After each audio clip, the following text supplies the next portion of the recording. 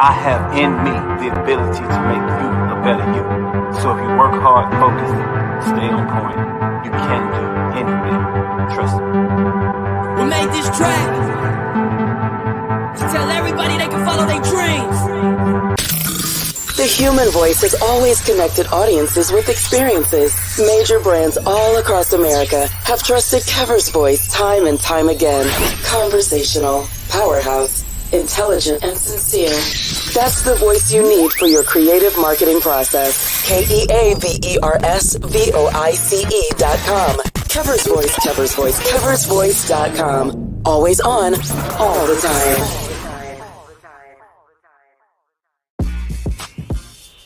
When we invest in ourselves, our glow, our vision, our vibe, we all shine. Together, we are black beyond measure. Remember the revival? Relive the remix. Reunite for the Orange Blossom Classic. HBCU Reunion Experience. It's year 3, baby, and we back with that fire. Calling all HBCU fans. Labor Day weekend. The I Love Jackson State University takes on the venomous Florida A&M University. Tickets are on sale now. Watch the game in premium style seating or watch it from a luxury suite. And of course, you know the halftime show is going to be epic right here in the 305. The sonic boom of the South and the illustrious Marching 100. Who you rocking with? The 2023 Orange Blossom Classic. Don't miss the HBCU Reunion Experience. Labor Day weekend, Miami Gardens, Florida, Hard Rock Stadium. Trust me, we'll see you there. Oh. Check out orangeblossomclassic.com for tickets and info.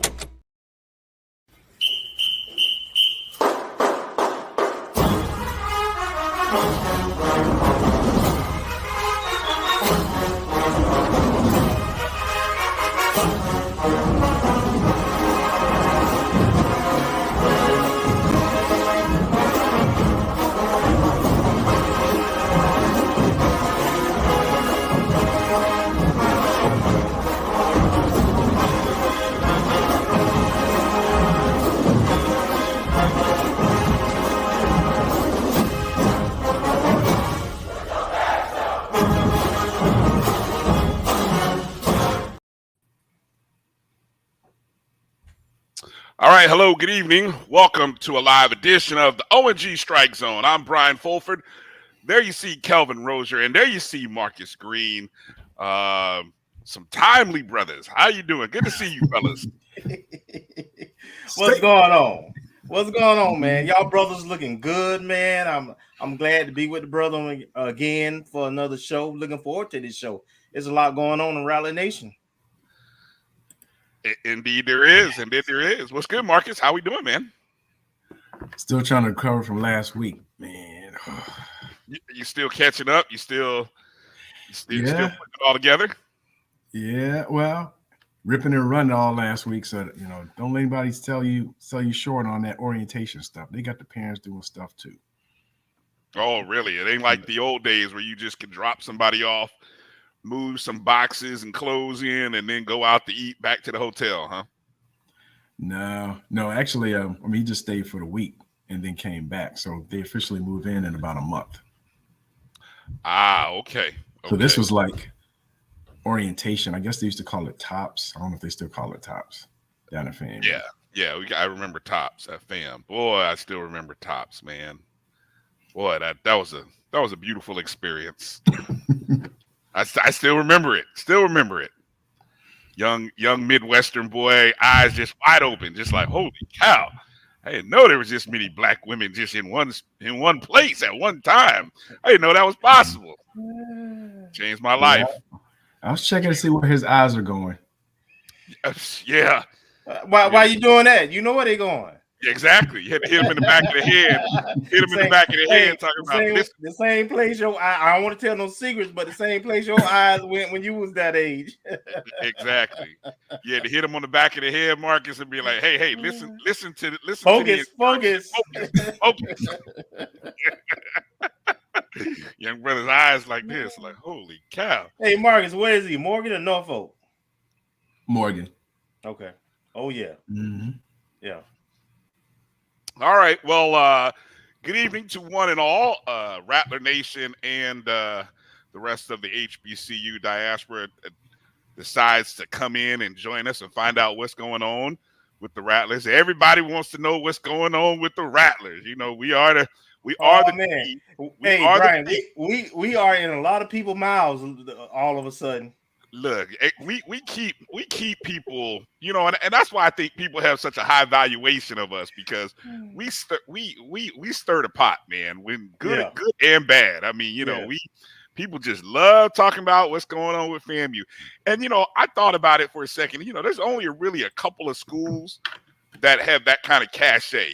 Right. You know, I mean, there's a couple of our brethren in the SWAC who, you know, when they're doing stuff, but I mean, it's just across the board. It's not one sport. Like for some of those other schools in the SWAC, it's usually focused around one sport. No, with us, no. It is any and everything, from administration to this sport to that sport to coaches to player to fans to media. I'm telling you what, man. So we like E.F. Hutton. People listen. Well, we do a lot of talking too. We do a lot sometimes too much talking. Correct. All right. Hey, so let's get on to the show. Make sure you're following us on Facebook, Twitter, and Instagram at ONG StrikeZone, and download the Jericho Broadcast Network's app. We are part of the Black College Sports Network, which is a part of Jericho Broadcast Network's parent company. And so all of our shows appear there on the if you're watching us on YouTube, you're on the JBN YouTube page, but you can also find us on the Black College Sports Network Facebook page and our own Facebook page at ONG Strike Zone. Today, let me set the lineup for today. Big guest coming up here at the bottom of first hour. We got Smitty Rock coming in, the DC of the Dark Cloud Defense, assistant head football coach / defensive coordinator / linebackers coach. We're going to talk some ball. We're going to talk some ball. Them dogs go hunt.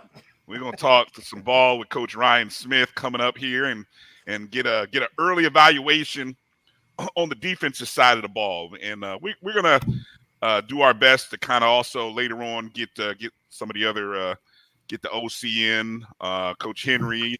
I'm sure we'll talk to him coming up. And then, of course, coming up next week, I'm sure we'll talk to him at the SWAC Media Day, which is 6 days away. Head coach Willie Simmons will get a chance to talk to him. I've kind of purposely not sent an invite to say, hey, coach, come on, talk to the show, because I know we're going to get him, you know, then. And then we'll probably get him a little bit closer. So I want to kind of space it out. I don't want to overload him with stuff from our perspective. We are also going to get into a little bit of a Rattler roundup here coming up. A lot of news with different FAMU athletes and programs. So we're going to hit that up. And then in the second hour, we're going to get into talk. You know, I thought of this. We're going to play a little game of truth or fair. Now, I didn't say truth or dare, like the game some of y'all played in college. Nah. We're not spinning the bottle or nothing like that. But we're going to play a little game. We're going to play a game called Truth or Fair. A lot of comments have come out, and there's a lot of attention that FAMU Athletics and our VPAD, Tiffany Sykes, has gotten. So we're going to kind of look at some of the comments, not just from her, but just from the big global picture as well. And we're going to find out what, you know, where the truth is in the comments. But also, and I hate to use the word fair, but we got to ask, sometimes we got to ask some questions. Whether it be the criticism or the things being said, fair, and fair to whom?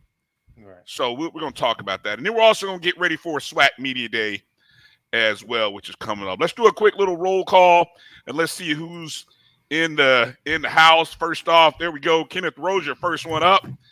Jumping in, beat you. Good to see you. Dr. Lori jumped in. Tremaine Ellis jumped in. Good to see you. Mr. Campbell, Stephen Campbell jumps in. Good to see you there. As he jumps in, let me see who else we got. Mary 305 checking in. Bull also coming in. He's ready. Melissa Wilson. There we are. Hi. Okay, I'm gonna say I was reading, man. Okay, I'm sorry. I was paused at the pregnant pause there. I'm like, hey, come on now. Don't you missed it? You missed your shot there. I did, man.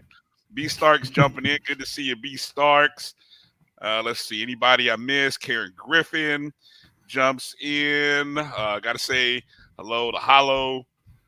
Carlos Brown checks in. Good to see you. Jimmy Matt jumps in as well. Good to see all these good people.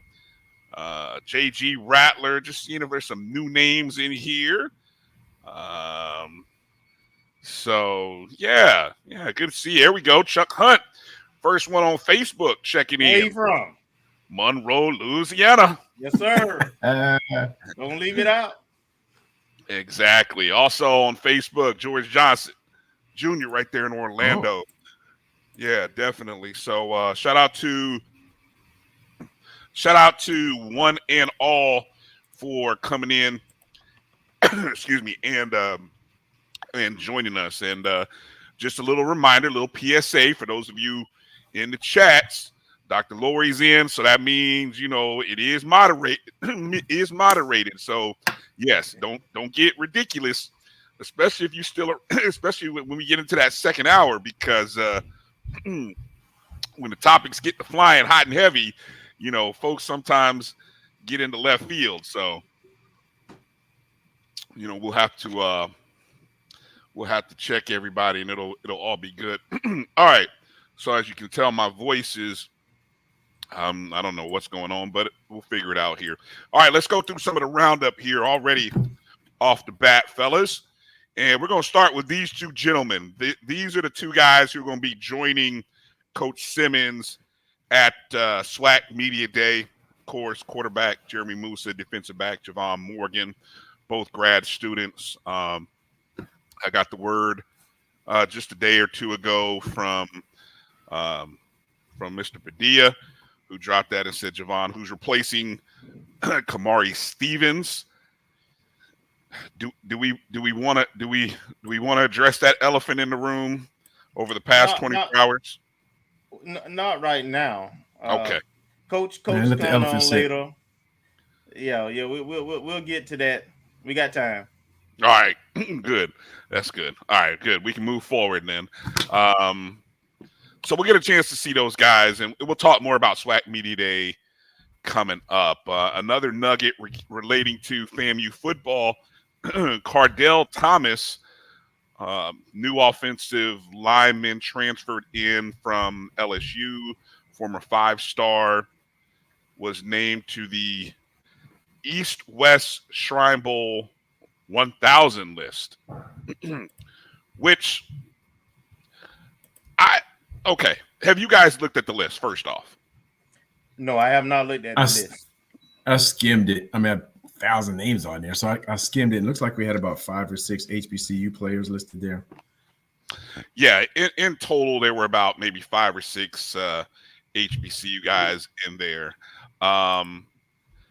Look, it's a preseason honors list. So I think a lot of names are I think they just and when I look at it, I think they go through a lot of names of anybody who was a 5-star or maybe even a 4-star probably gets this invite. I just found it surprising. I don't know. I mean, your projections, Marcus, which obviously coming up here a little bit later in the weeks to come, we're going to get into the full breakdown of our roster. Do you project Cardell to be a starter with our offensive line this year? What's your projections look like?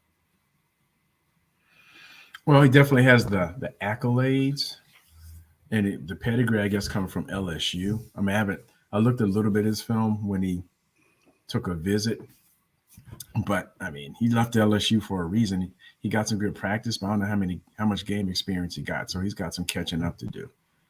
Mm-hmm. He did play a couple of games. I think the coaching change and the injury is two things that contributed to his trajectory there.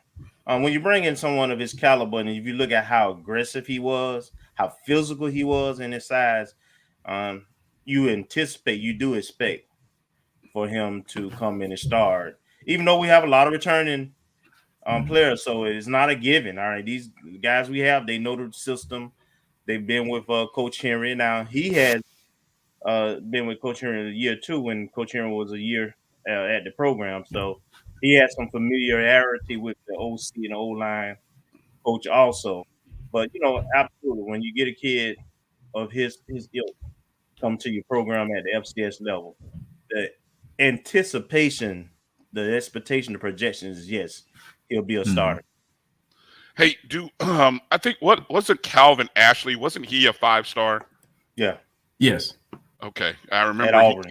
At Auburn, yeah. So, and he eventually, this was the 2019 season, if I'm not mistaken, when Ashley came in. And I remember I remember he came in and started that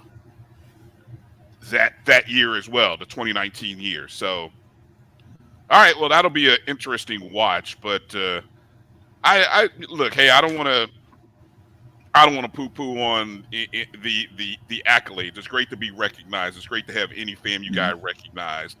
I hopefully there'll be some other opportunities for guys as the year goes along. While we're talking football, I have noticed, have you guys been paying attention to the preseason rankings? Yes.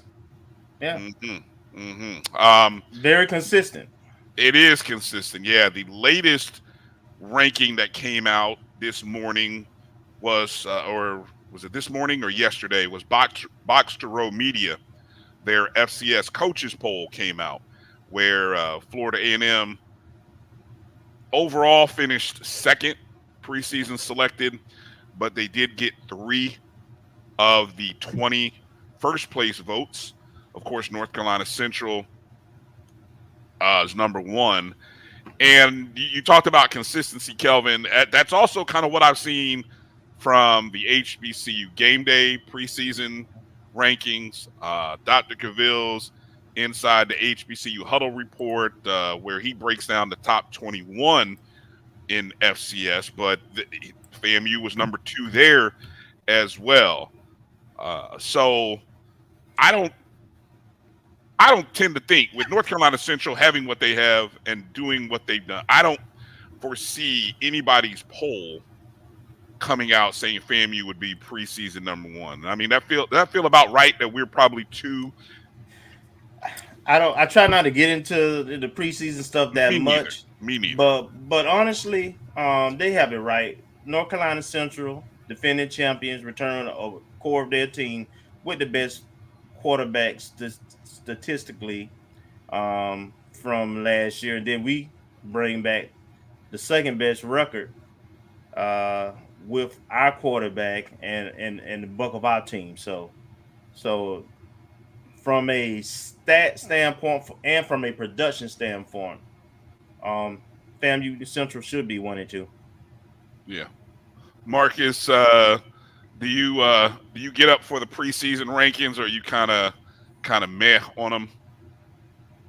Somewhere in between meh and looking at them. I mean, I look at them just to see what other folks were saying, and typically every year I get a Lindy's or Sporting News or something like that just to read up. But since we have the StrikeZone and a whole lot more HBCU media, I don't necessarily go out, because at one point that was the only thing that I could grab, but now I have so much access to it. But I think I would agree with Kelvin. It's about right. I mean, if you think about what other teams have lost in terms of player transfers out, and so you don't know what they're doing. And new coaches. And you have Central coming back, and I think 2 of their players made that East-West Shrine top 1,000 out of the HBCU players. So I think they had a defensive back and a quarterback, Davius Richard. So with that coming back, Trey Oliver, I think in his 3rd season, maybe 3rd or 4th season, looks like he's riding the ship and getting some talent there. So I have no issue with them being number 1. With us being number 2, I think with returning core that we have, especially returning the quarterback, and have a lot of veterans. And I don't want to get too much in it because I don't want to spoil what we have coming up later in the month. But yeah, I could see us being number 2, and then number 3. Probably, there's any other teams, a lot of teams that could vie for number 3 based on who they have returning. Yeah, a lot. I love the way you said that. I know that's going to tick off a particular fan base, and who's coming in number 3 in a lot of places. They probably feel like they should be number. And I don't know about that, man. I'm going to talk about this real quick. I'm going to jump in there. I'm with you. Look, because that's show schedule. me the returners, the lost production, new coach. It's just a lot of newness, right? Yeah. It's not the talent.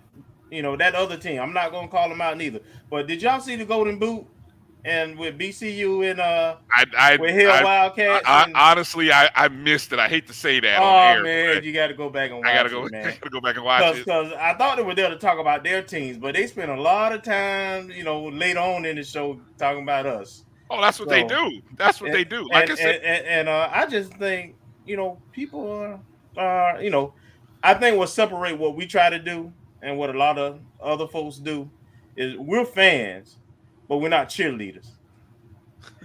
We actually try to put some context and some data behind what some of the positions we take, and I think some folks just talk, and I leave it right there for now. What's the song? Who was the group that sang that song? You're always on my mind. I feel like that. I feel like that's us. You gonna make me look that up? Yeah, go look that song up. Whoever that song was, I feel that girl group. It might have been not a SWV or. It is. It is SWV. I think so. Oh well, I think that's one of the songs off the first album. Look at me, okay. All right. Yeah, we stay on their mind, man. I tell you, yep. Man. Y'all was playing that in the dorms, man. Oh, of course. SWV, little Mary J. Blige. Don't tell them yourself, man. Don't tell them yourself. Yeah. I was gonna say, don't get a hold 30 years later for something you did back in the 90s.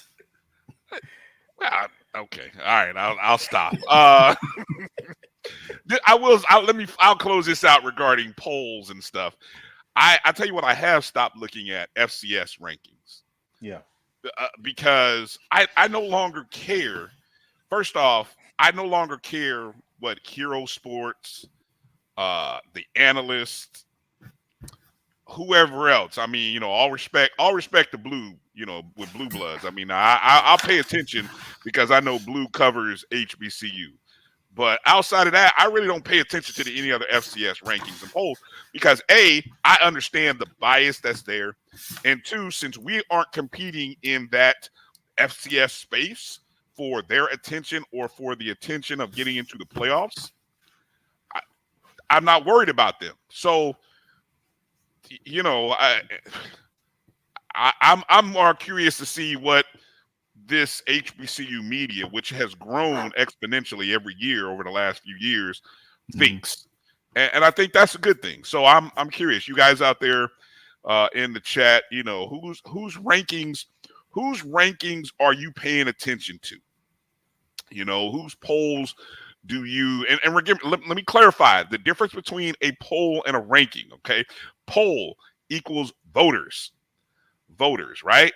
So that means whether it be your staff or a group of coaches or a group of media, that's your poll. Rankings is more, probably more analytical than anything. For example, Black College Sports Network, we do a rankings, all computer-based and driven.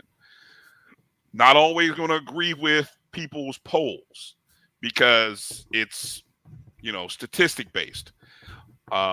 Speaking of rankings, I found this really interesting as well. Came across this the other day. CFB21 on Twitter. I don't know. I try to do a little backlog, a little back history of who they are and kind of see,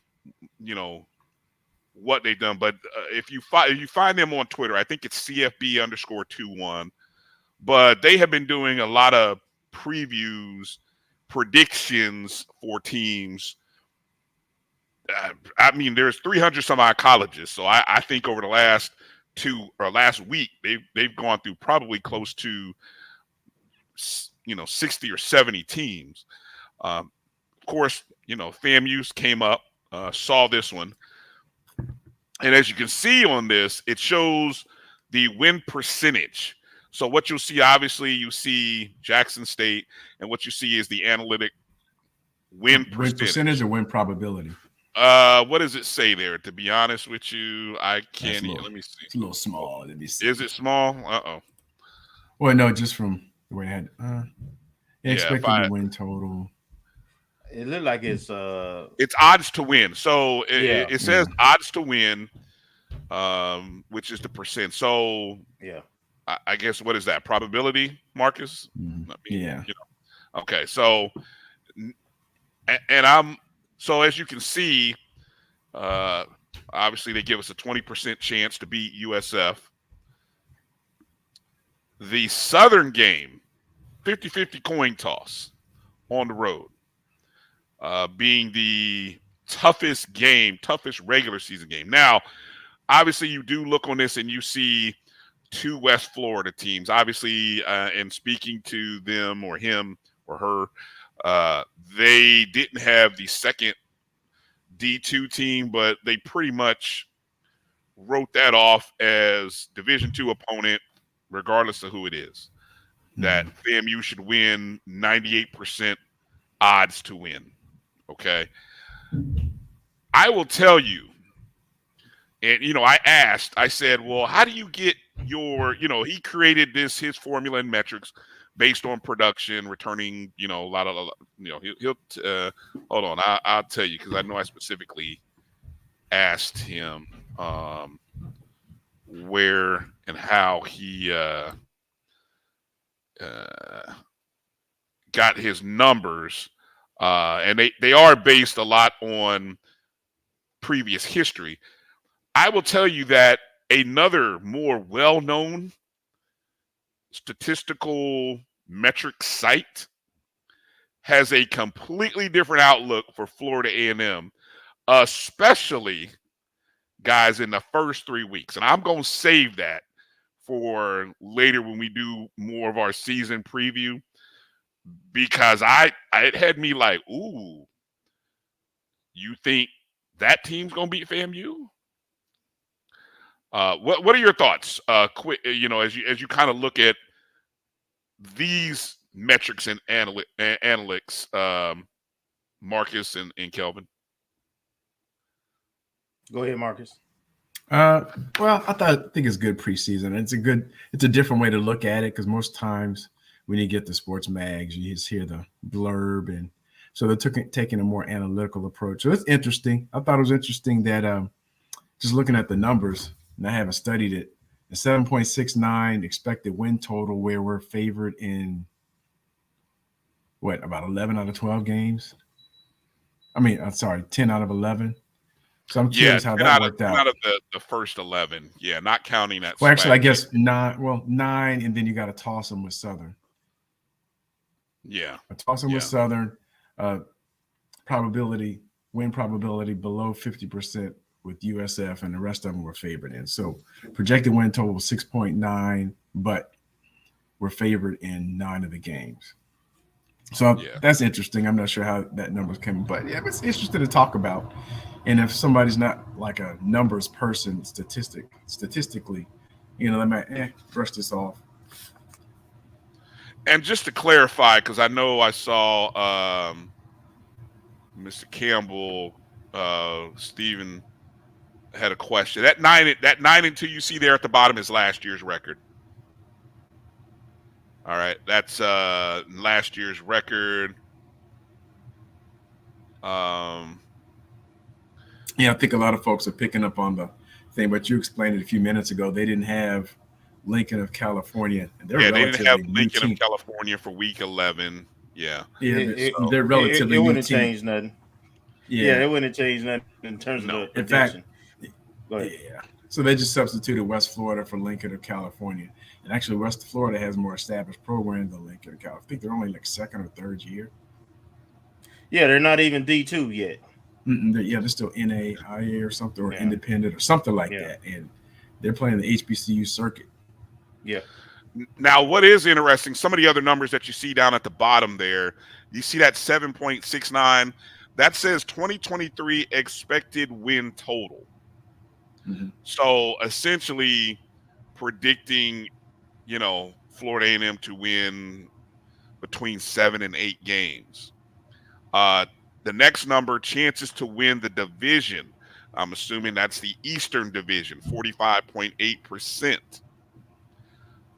Obviously, the 0.6 is the chances to make the playoffs. We understand the low probability of that.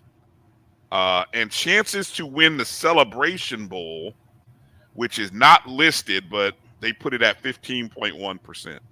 So just to kind of, open the door for people, if you were if there was a sports book or some sports book, for example, that was putting odds together on season win totals for the conference or team, they would use information like this to sort of set lines and set the bar. For example, they'd probably set the line at, FAMU at 7.5 wins or maybe 7. And then they'd also, your plus minus numbers would come off of stuff like this. So if you're into data analytics and nerd geek stuff like that, which I get a kick out of that kind of stuff. We'll talk about this on another show, but I just thought this was kind of fascinating to really look at. So we'll share more thoughts about that. Let's do this. Let's get ready to go into a quick commercial break because we got our conversation coming up with Coach Smitty Rock on the other side. So let's take a short break, come back, and talk to Coach on the other side. You are watching the O&G Strike Zone. We'll be back in just a short moment. The Cuvée Group is a Florida-based marketing and training consulting firm. We help businesses communicate to their target audience and engage them in conversation. We also help to expand their audiences, which will ultimately result in growth for those organizations. In addition to being a certified constant contact specialist, my colleagues and I are also certified in John Maxwell Leadership Principles. We use these proven principles to conduct workshops, training, and private coaching sessions for individuals and companies looking to take things to the next level. Contact us to schedule a free consultation. Issues today, don't delay, call Cuvée. This is the Dean of the College of HBCU Sports, Kenyatta Cavill of Dr. Cavill's Inside the HBCU Sports Lab with Mike Washington and Charles Bishop. Come mix it up in the lab where the course lecture is in session every Tuesday from 6 o'clock p.m. Central Standard Time on Facebook Live, YouTube Spreaker, or the BCSN app, as we discuss all things about the HBCU sports culture, including exploring the week that was in the sporting HBCU diaspora, as well as the upcoming week of HBCU sports. With me, the Dean, the College of HBCU Sports, on Dr. Cavill's Inside the HBCU Sports Lab with Mike Washington and Charles Bishop. Course lecture dismissed. From novice to aficionado, find yourself here. High quality cigars plus personal customer service. Slow Burn is Waco's only mobile cigar lounge, featuring a meticulous, curated collection of premium cigars. Visit our website, www.slowburnwaco.com. That's www.slowburnwaco.com.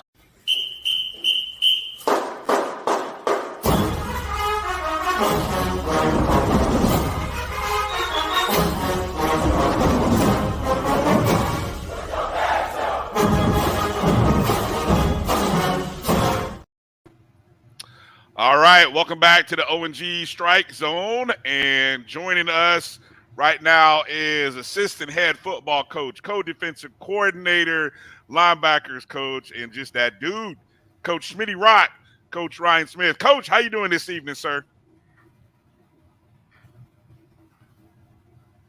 Can you hear us? Wait a minute. Maybe you can hear us. Coach, we got you. Hold on. Let me try one thing. Let me see if I can bring him out and bring him back in. And 3, 2, 1. Coach, we got you. Can you hear us? Give us a thumbs up if you can hear. Cannot hear us. Technology. Let me see if he It's his mic BSS. Yeah, sometimes it's sometimes the audio when you're jumping in here. We'll give it another quick shot here.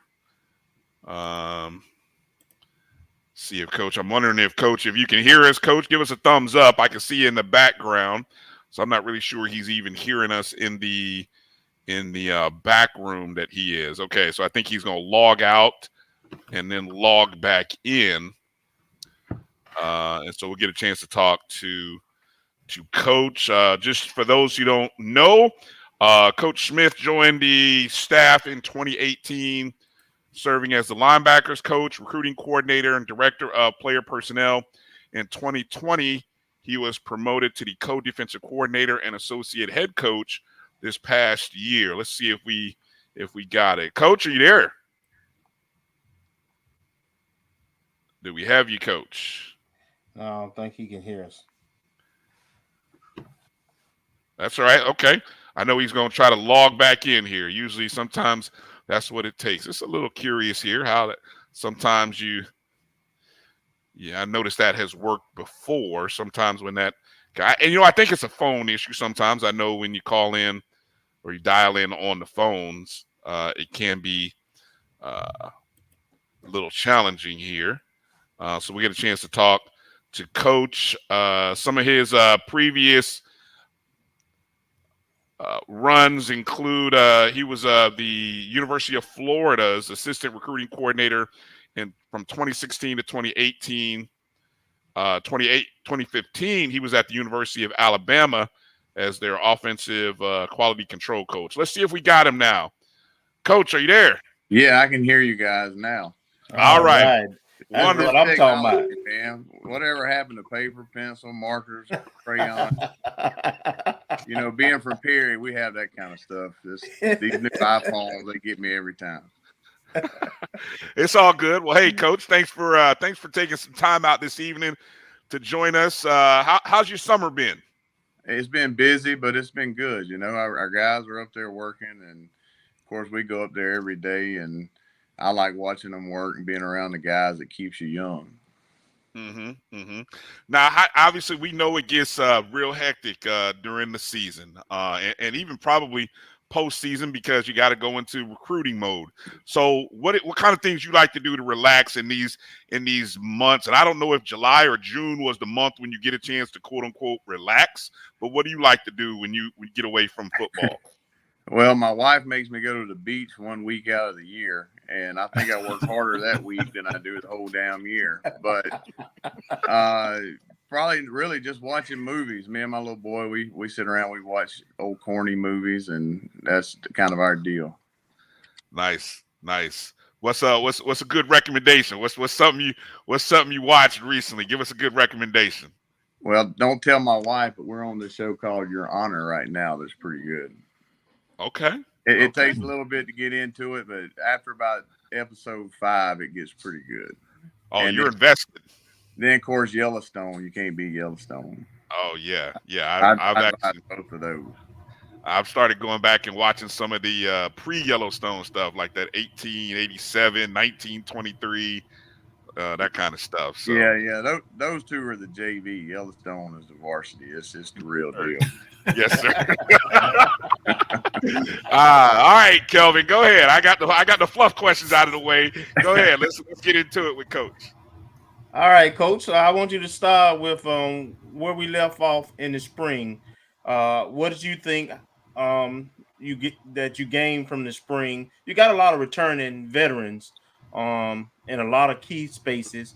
Edge rusher might be an area where we've got experienced guys coming back, but you might be an area of concern. But overall, what did you think of your defense performance in the spring game and just how they develop? I thought we had a great spring. I think right now, we had a few places where we wanted to go get some guys, and we got a few more coming in. They'll be here by the time camp starts. But I thought for spring, we mastered. We really worked on fundamentals and just learning the basics of what we do, getting back to square one. And I thought we had a great spring. I think we've got a lot of great players. It's those guys fly around and they're fun to watch, they're fun to coach, and I'm ready to get going. Quick follow-up. Your position specifically, linebackers, you have a lot returning, a lot of talent there too. And those guys seem to be guys who can, they got the size, they got the athleticism, they can go from sideline to sidelines. Talk about this group, and do you feel like this is collectively your best group that you've had? I learned a long time ago I'm a lot better coach when I got really good players. So I went and stacked up a bunch of them. This group is by far, as deep and as talented as we've been. We've had some really good guys. We only had a couple to three of them. Right now, I've got 6 guys that I feel comfortable with playing on a Saturday right now. So, we're gonna have to draw straws and wrestle to see who gets to play, I guess. But it's gonna be fun. I love it. We're gonna find ways to get them out there. Okay. All right. Go ahead, Marcus. Actually, my question, good evening, Coach. My question is kind of similar to Kelvin's. I guess I want to go back a little bit. What level of growth have you seen in the FAMU defense since your tenure at FAMU, from the time you came to now? Yeah, I think what we've done a really good job of is stockpiling a lot of talent. We lost Savion Williams and Kamari Stevens stepped up. Now he got in the portal the other day, and we wish him well. But we've got other ends that are ready to step up and take their place. We lost Derek Mayweather, and Derek Mayweather. I say all the time we wouldn't be where we were without him, because he didn't miss a game in 3 years. Well, Johnny Chaney comes out of the blue, and Chainsaw Chaney was smacking people all over the place last year. You got Isaiah Major, who stepped up last year. And you got Jordan Moore, who I expect big things out of him. Eric Horn's healthy for the first time. And we picked up another backer by the name of Alan Smith. And it's not just that position. It's, across the board. We got corners, we got safety. So, we got a lot of really good football players. Now we got to get them all on the same page and get them playing. But I think as a whole, just the guys, understanding what we want to do, understanding how to get the job done. And I think you saw it really come to fruition. I think one of the coolest things that I remember of last season, when we were playing Alabama State and we had turned the ball over deep in our area, and you saw all 11 guys trot out there together. They looked at each other. I don't even know what they said. I think they said, "Coach Smith, keep your ass out of the huddle." And they went out there and threw it out of them. But I think that's a testament to the guys and the coaches and all of us together being on the same page and knowing what we got to get done. Yeah. Hey, Coach, the depth, you pointed it out. We've talked about this even during the spring. I mean, we have, us media folks, we've been salivating talking about the depth, because it feels rare to. And you coached at the Power 5 level, so lead us in the right direction on this thought that we have stacked, and you guys, Coach Simmons, you, Coach Ridge, you guys have stacked a 2 deep, maybe even a 3 deep that we haven't seen at FAMU in years. And it's got a lot of people saying, "Hey, we're stacking depth like they do at the Power 5 level." You coached at Florida, you coached at Alabama. Talk about the depth and how is it something unique in the FCS level? I mean, are we positioning ourselves with the kind of depth that you guys have built to model and be in a situation where we're going to give that Power 5 team that we play this year a real run for their money, as well as everybody else in the league? Yeah, and I think I think what we've done a good job of, and knock on wood, like we say depth right now, and we do have some really talented guys, but you don't know how a dog hunts till you put him in the woods. And I think a lot of these guys are going to figure, you'll see them real quick on a Saturday when those lights come on. It changes a little bit. I do fully expect these guys to shine. We can give guys a run for their money. I think we can give guys games. If you look back, we played North Carolina last year. We were so thin at that night, we were getting IVs and guys were still running back out there, but it was still a 4-quarter. We were still giving them a game. We were throwing everything we had at them. I expect us as we get deeper to be able to do more of that. Yes. Okay. But I think, once you get to the size of the line of scrimmages is probably your biggest difference when you get from the FCS to the FBS level, if that makes sense. Yeah. And speaking of that size, what you see up front with our defensive front, how does that compare to previous years? We've got some bigger guys. We got some smaller.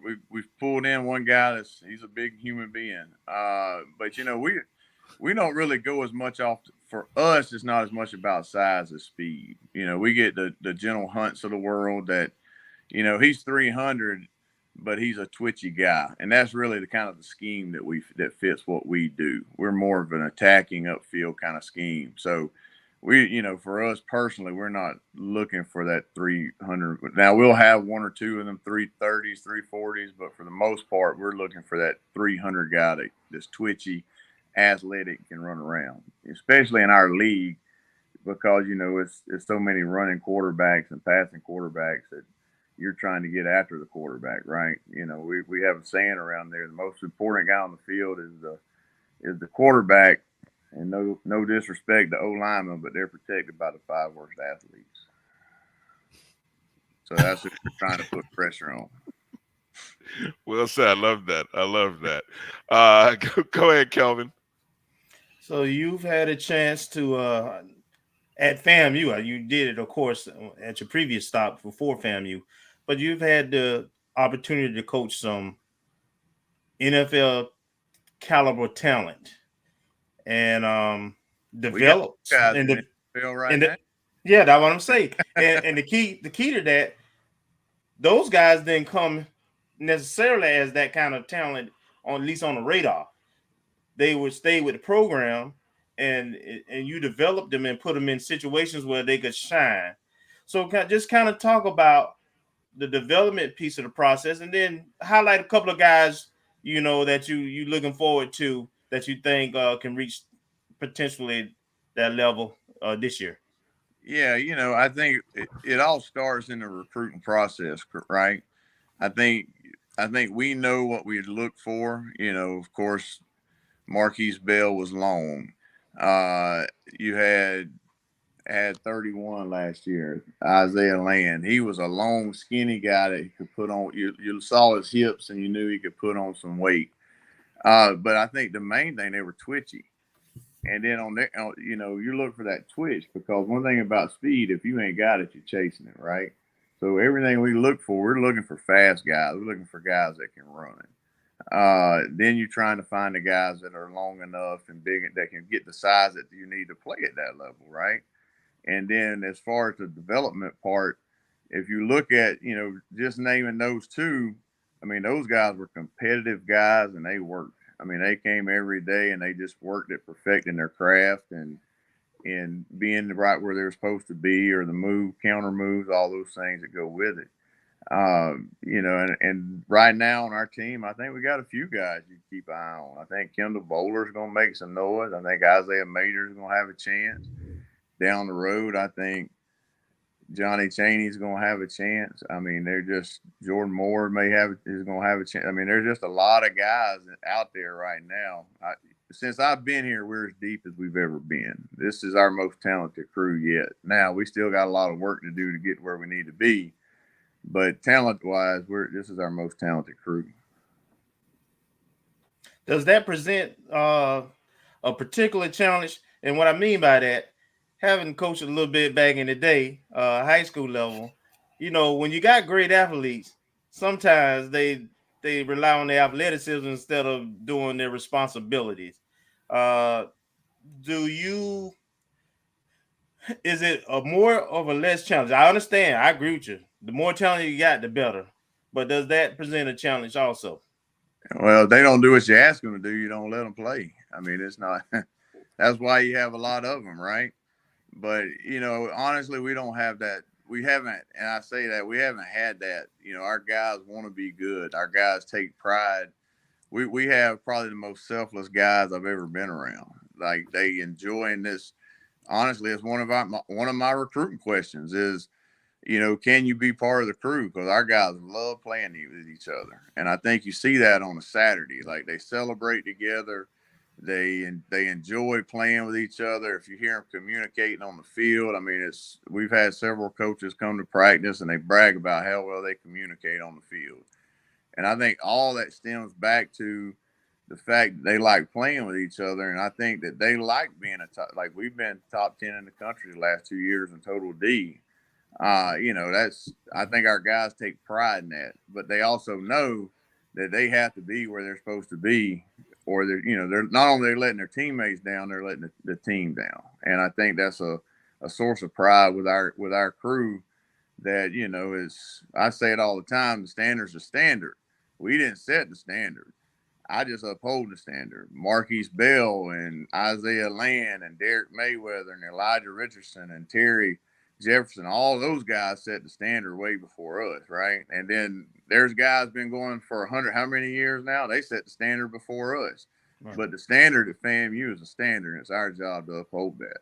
And I think that, guys going out there and doing their own thing, like, knock on wood, we haven't had that. Our guys, they want to be a top-rated defense. They want to be the number one defense in the country, and they know they have to be disciplined to do that. I don't know if that answers your question. Oh, yes, you did. Absolutely. Yes, sir. Go ahead, Marcus. Well, actually, Coach, you kind of hit a segue into the question I was going to ask. How big of a carrot or draw is it to have had a top 10 defense 2 years running when you go out to recruit? And I have a second question. The last few years, starting with Marquise Bell, we've had people, and he didn't necessarily come out of nowhere, so to speak, but we've had splashes during the last 3 seasons of players that introduced themselves to the national scene. From 2019, Marquise Bell, 2021, Isaiah Land, and last year, Kamari Stevens. Do you have anyone who may be under the radar or someone that you've seen develop in camp, not letting any secrets out, but someone that we should keep an eye on that could be that next breakout star? Yeah, I think right now I keep an eye on about 30 of them. the way they've been working and playing and running around, like we got a chance to be really good. Now, like I said, we got to put it together, right? We can't just go out there and show up. And that's fortunately the guys that were before us. These guys watch those guys, and you're only going to go as far as your seniors take you. And like I tell the seniors all the time, you're only going to be remembered if you outdo the group before. Like if we're not better than last year's defense, nobody's going to remember this year's defense, right? So you got to outdo that crew. And I think it's a source of pride of them to outdo those guys, right? As far as recruiting, it definitely helps. You got a guy that won the Buck Buchanan Award. We've had a guy go to the NFL Combine the last 2 years. I mean, there's P5 schools that don't do that. So I think those guys getting that national spotlight definitely helps you, and guys see those guys in the Dallas Cowboys. Well, I can get there too. So it's not like you're selling a dream. Look, there they are. They're in camp right now. So it definitely helps with the recruiting. Okay. Thank you, Coach. Yes, sir. Coach, I don't want to take too much of your time up this evening, but let me ask the question that I think is going to be heavily talked about at SWAT Media Day next week. People are going to want to compare this defense to the team from 2 years ago. I mean, last year's was good, but 2 years ago was, I mean, that was people would probably compare and say, you know, if you had to look at the last 2 years, it was the team with Bell on it, and then we're laying Buck Buchanan winner. When you look at, obviously you had the whole season, and you saw how that team started and finished, and you look at this group. What can you maybe share with Rattler Nation that will say, or what is your take on this defense? I mean, are they starting and doing the kind of things that those teams did, but they have this added to it? If I'm making sense there with that long-winded question. Well, you know, every defense is different, right? You know, so, you know, me and my son were actually talking about this the other day. Everybody's, you know, well, how are you going to replace Marquise Bell? Well, you're not going to replace Marquise Bell, right? Sure. But you get better at all the other positions, and then you don't have to have a Marquise Bell, if that makes sense. Now, we've got guys that are ready to step up in those roles, and they'll play great for us. But, you know, Marquise Bell was a unicorn. Like, he was 6'2", 210, and smack anything that walks. But that was him, right? That's not saying the other guys can't do their thing either. But, you know, I think with that, you know, sometimes your scheme has to change a little bit. You have to adjust here and there to accent what the guys you do have can do, right? Prime example, last year we blitzed a lot more last year than we ever did the year before, because when you saw, you know, Johnny Chaney hit the quarterback at Grambling and his helmet was rolling around on the ground, like, we want some more of that, so we're going to keep calling that, right? But I think they're just different, you know, like that year when you had Bell and AC, you know, 2-6-2 safeties sitting back there lurking around, we didn't blitz a whole lot because they were going to clean everything up. But now I think we're probably more athletic and faster than we were at that point in time. So we can roll the dice and we can do a few more different things up front than we did in those days, if that makes sense. Yes, sir. Yes, sir, it does. Well, hey, Coach, we appreciate your time. Anything you want to share with us or share with Rattler Nation? You know, we're probably 2 weeks away, maybe 2 weeks away from the start of camp. So, I mean, people's juices are bubbling. We're excited to start. Maybe share anything you want to share with us before we let you go. It's time to go play some ball now, right? Yes, sir.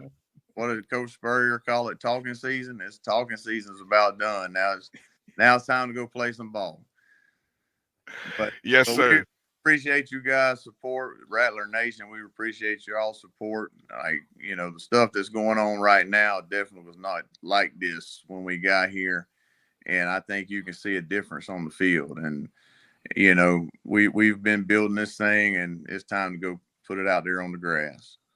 Yes, sir. Well, hey, we are looking forward to watching the process, because I think anybody who, no matter what sport, if you coached or if you enjoy watching the process, I think that's what I'm going to enjoy watching most from you guys, is watching the process of how you guys put this thing together on a week-by-week basis, and then, you know, stack up a bunch of W's and see what it looks like at the end of the season. So, yeah, I think that's for me what I'm looking forward to. So. Well, you can come out at camp and see that process firsthand. It's only going to be about 110 out there on that turf on some of those days.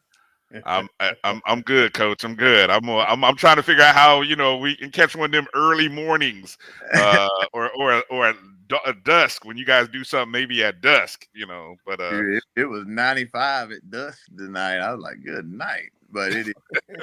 That's what right.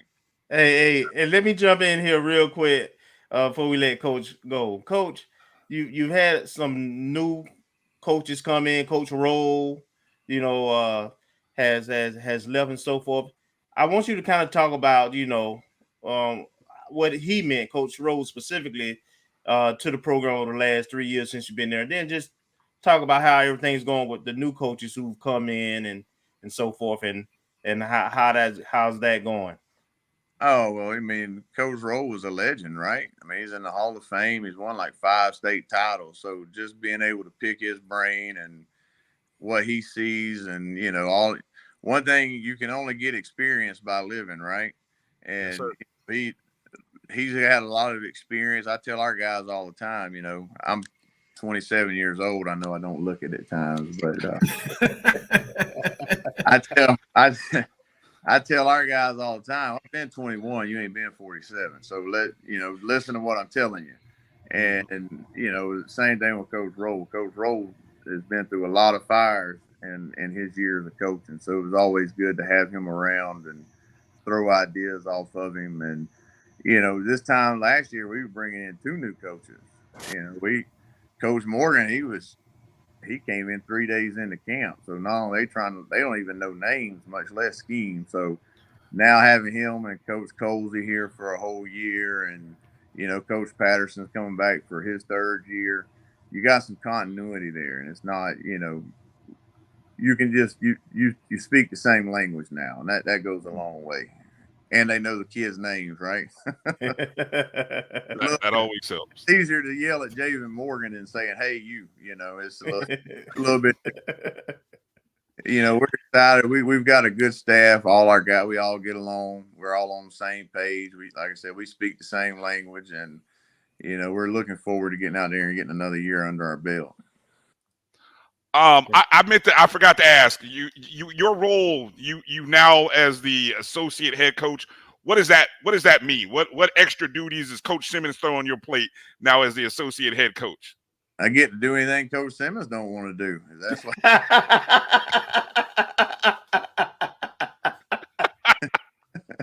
No, basically just when Coach Simmons having such a busy schedule and all those things, it's when he has stuff he has to step out for this. That I step up but me and Coach Simmons have been together for 5 years now, so us being on the same page is that's a big deal as well. All right, you guys make sure follow Coach. Coach, you let's give out the social media handles that you so people can make sure to follow you on Twitter and Instagram or wherever you're at. If you just type in #SmittyRock, you can't miss it. It'll be on the right side. I'm the only person it's the only one that'll show up like that. I promise you. Yes, sir. All right. Well, hey. All right. Well, I didn't hit Coach out. He must have his signal must have gone out. We must have lost him there. I promise I didn't hit him out. But we appreciate Coach for jumping in and joining us again. Just #SmittyRock. Make sure to check him out. Love it, guys. Any posts? Anything you want to? What's your takeaways? As you come away after we talk to Coach there. I love the development piece in terms of you can see the growth, you can see the maturation over the years of the defense and the coaching acumen. But to have a top 10 total defense 2 years running, is pretty good. And even despite some of we play FBS opponents, and even still we're still top 10 total defense. So it just goes to speak to the faith that Coach Simmons has in him and the coaching job that he and the defensive side of the ball have been doing. Yeah. And they have people come out of what we think come out of nowhere. Like Marquise was already there, and he had the talent coming as a 4-star, but Isaiah Land, developing in 2021, and then last year Kamari Stevens. And so, I'm looking forward to seeing someone, especially someone coming out of the linebacker group, that may be that next breakout star. Mm-hmm. So 2 things stood out for me. One is that we have a philosophy, right? And a successful philosophy at that, in terms of how we recruit, what we ask our players to do, and then the results in terms of not just success as a unit, but individual success too, with guys going to the pros. So that's number one. I think the second thing that stuck out to me is some more coming. Yeah.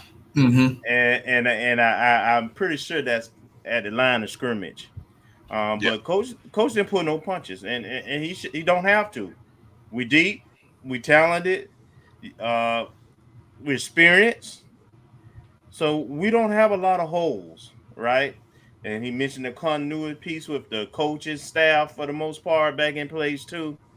So I'm excited, and of course we're gonna do our projection for the season, and we already have our breakdowns and stuff, and we're gonna get into more detail. But I would tell you, and I stick with this, and you're gonna hear me say this a lot. I anticipate this to be the best FAMU defense we've had in the last 20 years. Well, yeah, I mean that we've had some of our best seasons in the past. I mean, over the last 2-3 years have been some of the best seasons in doggone 20 years. So, yeah, I'm going to avoid comparing 21 to this year. I'm on knock on wood, because hopefully they do the kind of things in terms of low points per game, the stinginess. I went back and looked at some of the stats defensively, what that team did 2 years ago. I mean, unbelievable defensively in terms of what they gave up. I mean, they literally were one of the top 2 or 3 FCS teams in terms of defensive points allowed. And we talk about this team potentially being better than that team. Wow, that's saying a lot. So I'm just going to avoid the whole comparison thing. What would help to get to that level, though, the thing people don't talk about when you talk about that 21 team is the offense. Oh, yeah. All right. So if we have a Bishop Bunny, if we have a offense that can control the ball a little more and be more explosive, and in the red zone score more points, then those numbers will be dominant.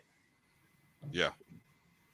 I'm going to talk more about that because it is interesting. I did find and did some digging on some interesting statistics regarding running the ball and our offense, and why I think we're going to see more of it.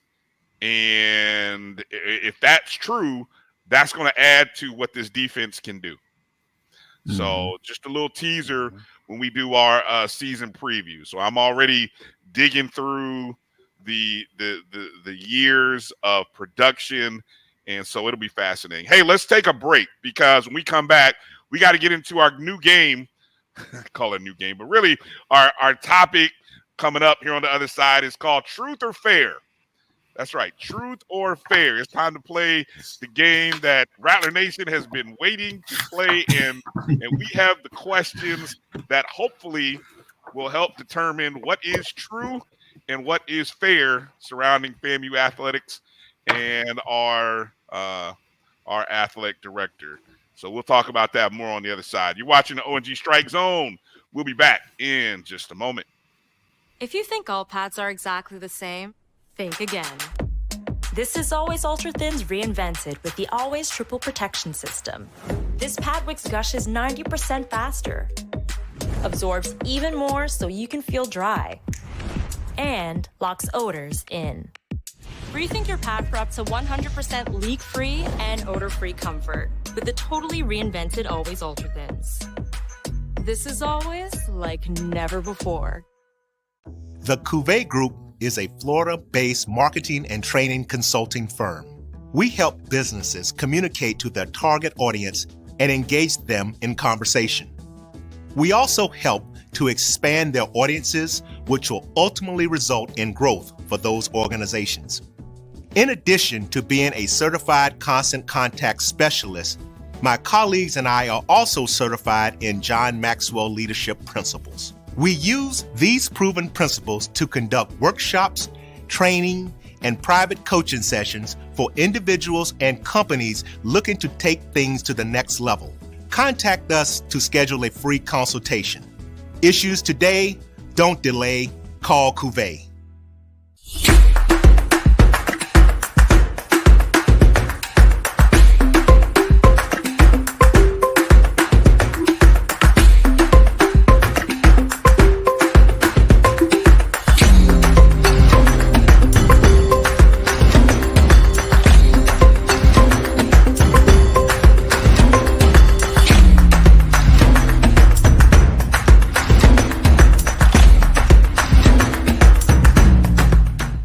looking for the latest information on Southern University sports, the Southwestern Athletic Conference, and HBCU athletics, there's only one place to go.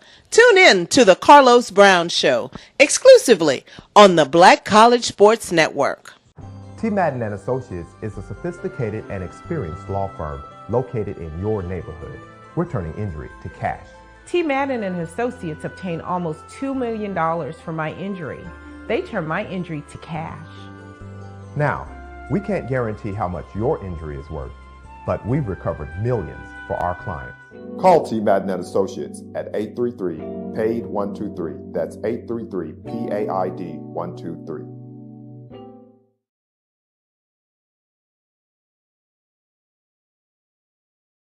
Stride K-12 powered schools are ready to put over 20 years of being a leader in online education to work for you. Dive into curriculum designed for the online classroom. Team up with state-certified teachers trained in virtual instruction. Take control of your child's education journey. Discover the power of personalized learning with a leader experienced in preparing kids for a future they can be excited about. Take charge. Stride K-12. Enroll now for the fall.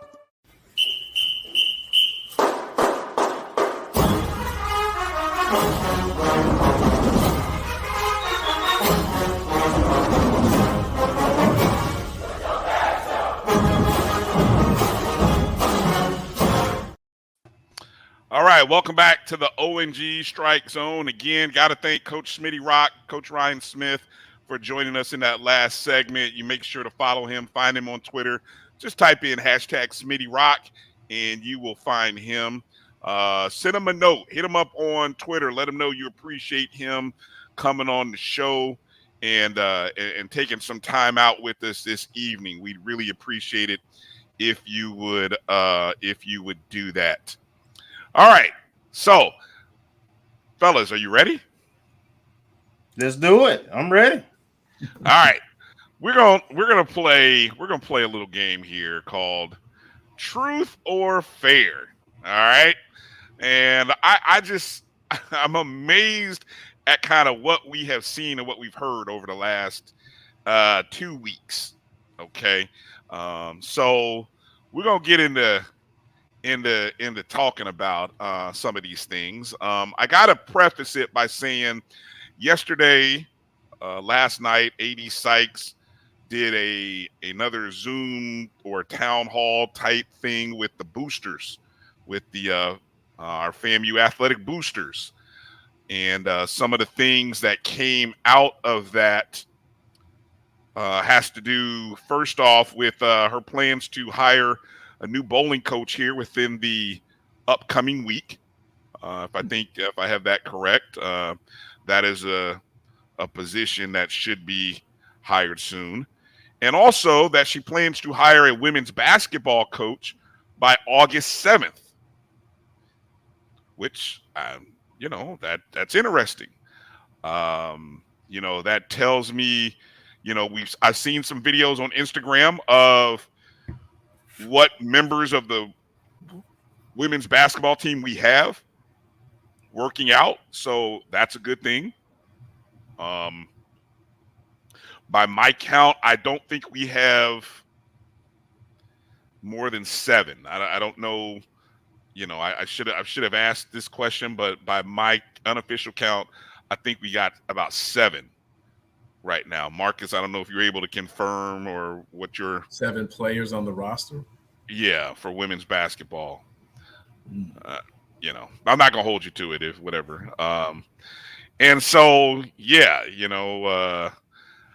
that's gonna be an interesting hire. That's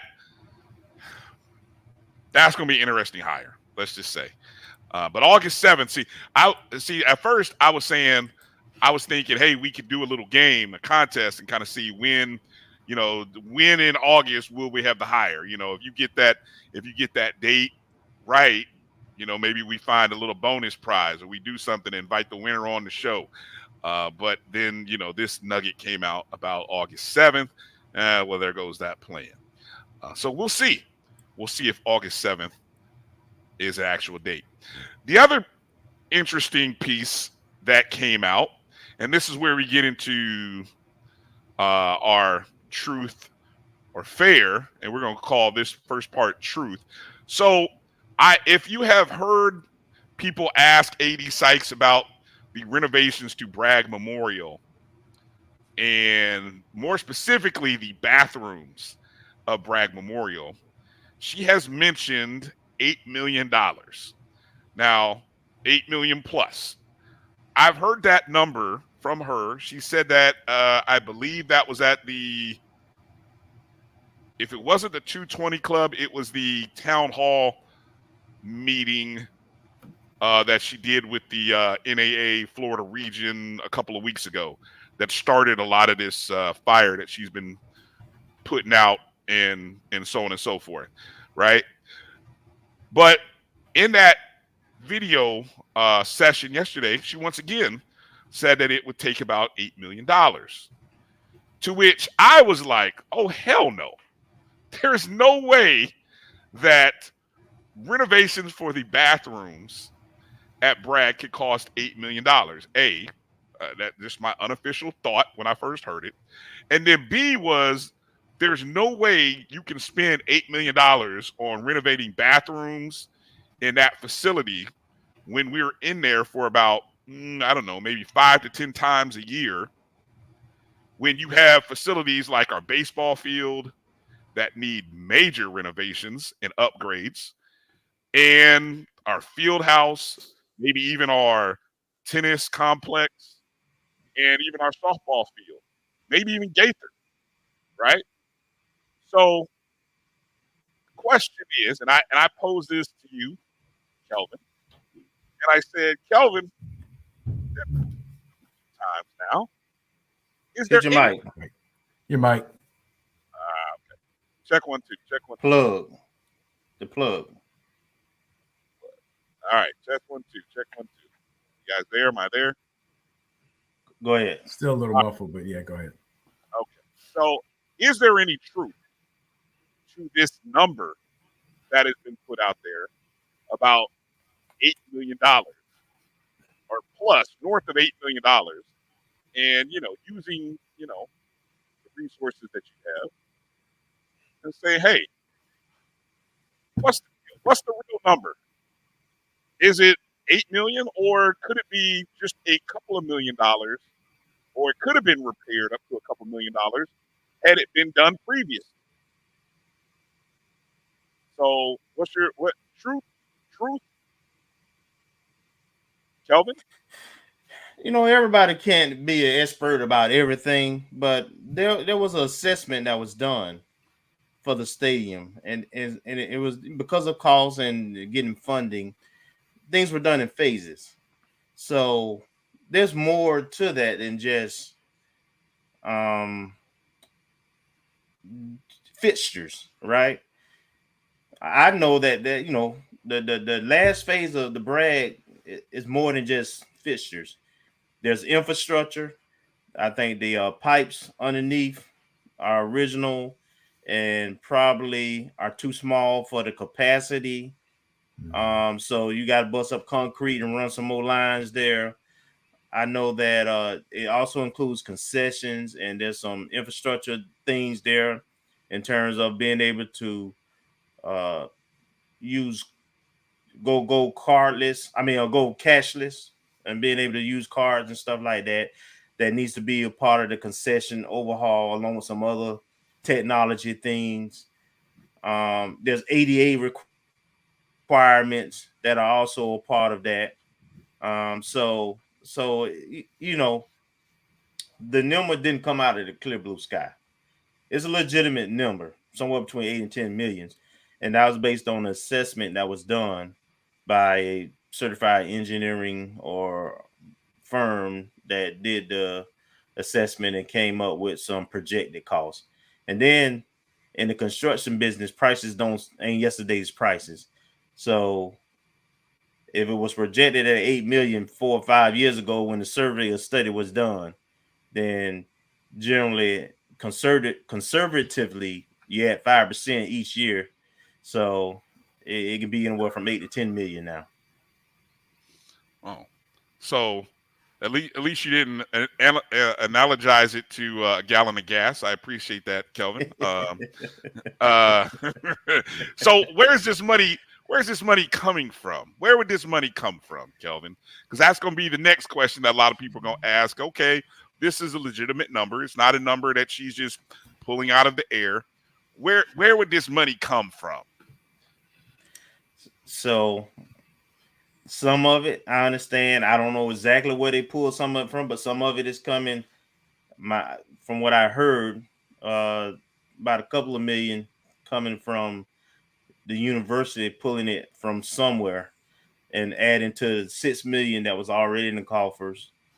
And that 6 million that was already in coffers, I think, were some money that was left over from the original grant that the university received from the city. It's amazing, to be honest, that we've gotten as much done, and then when we get the second phase done with the new scoreboard and the sound system, grandstands, press box, it's amazing we've got as much as we've gotten done with that little amount of money.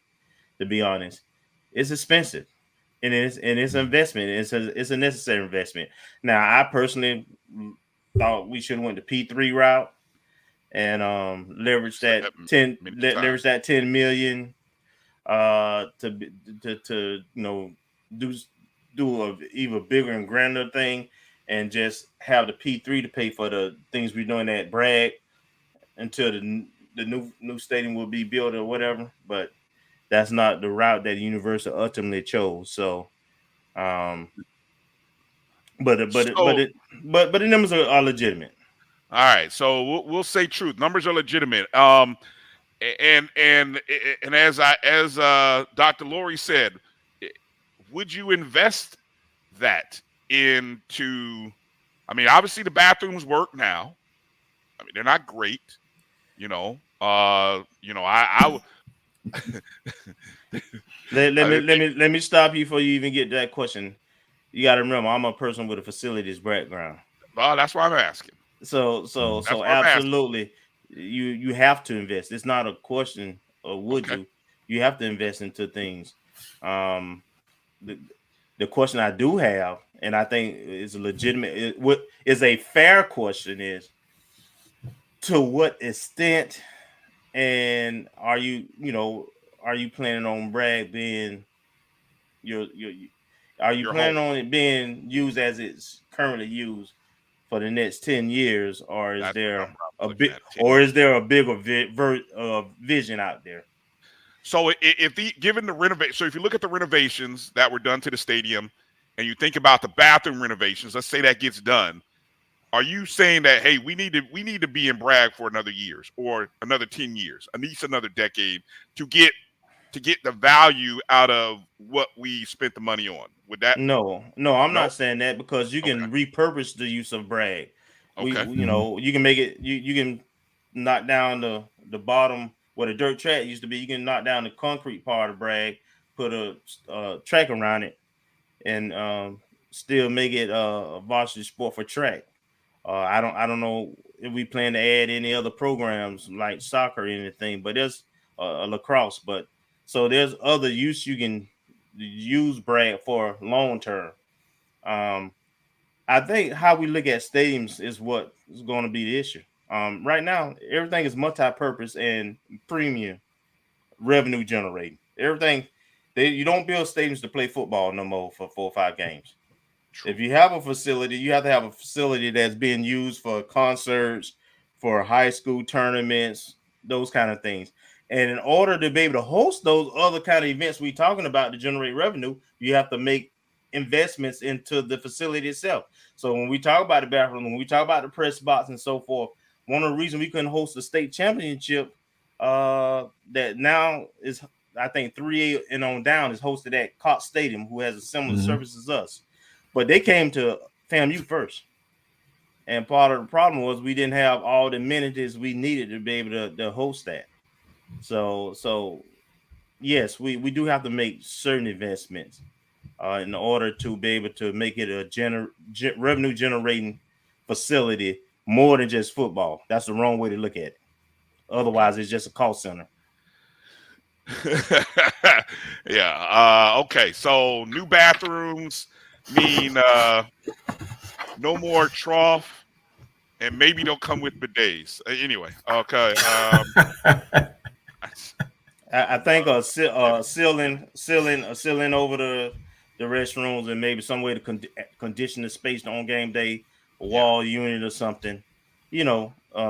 Some better lighting, that kind of stuff. Yeah, definitely. All of that. Okay. Yeah. Let's move over to it. And obviously, hold on. I want Mr. Engineer to see if Marcus got something to say. Oh, I'm sorry, Marcus. I'm sorry. Go ahead.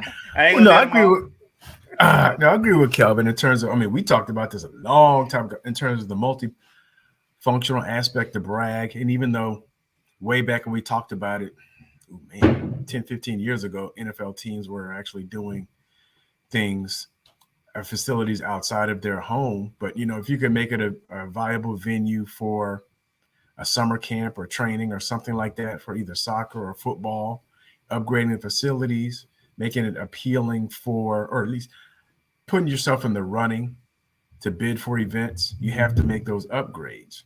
And as far as the price, once again, I mean, Kelvin's an insider as it relates to facilities, but just from, project renovation type stuff, some of that cost could be in remediation of some things. If it's vintage 1950s, then there's probably some materials and some building codes that are no longer applicable, some materials that you have to remediate and clean that up. So we don't know. I don't know how much of that's built into the cost. You have to think about that and meeting current standards.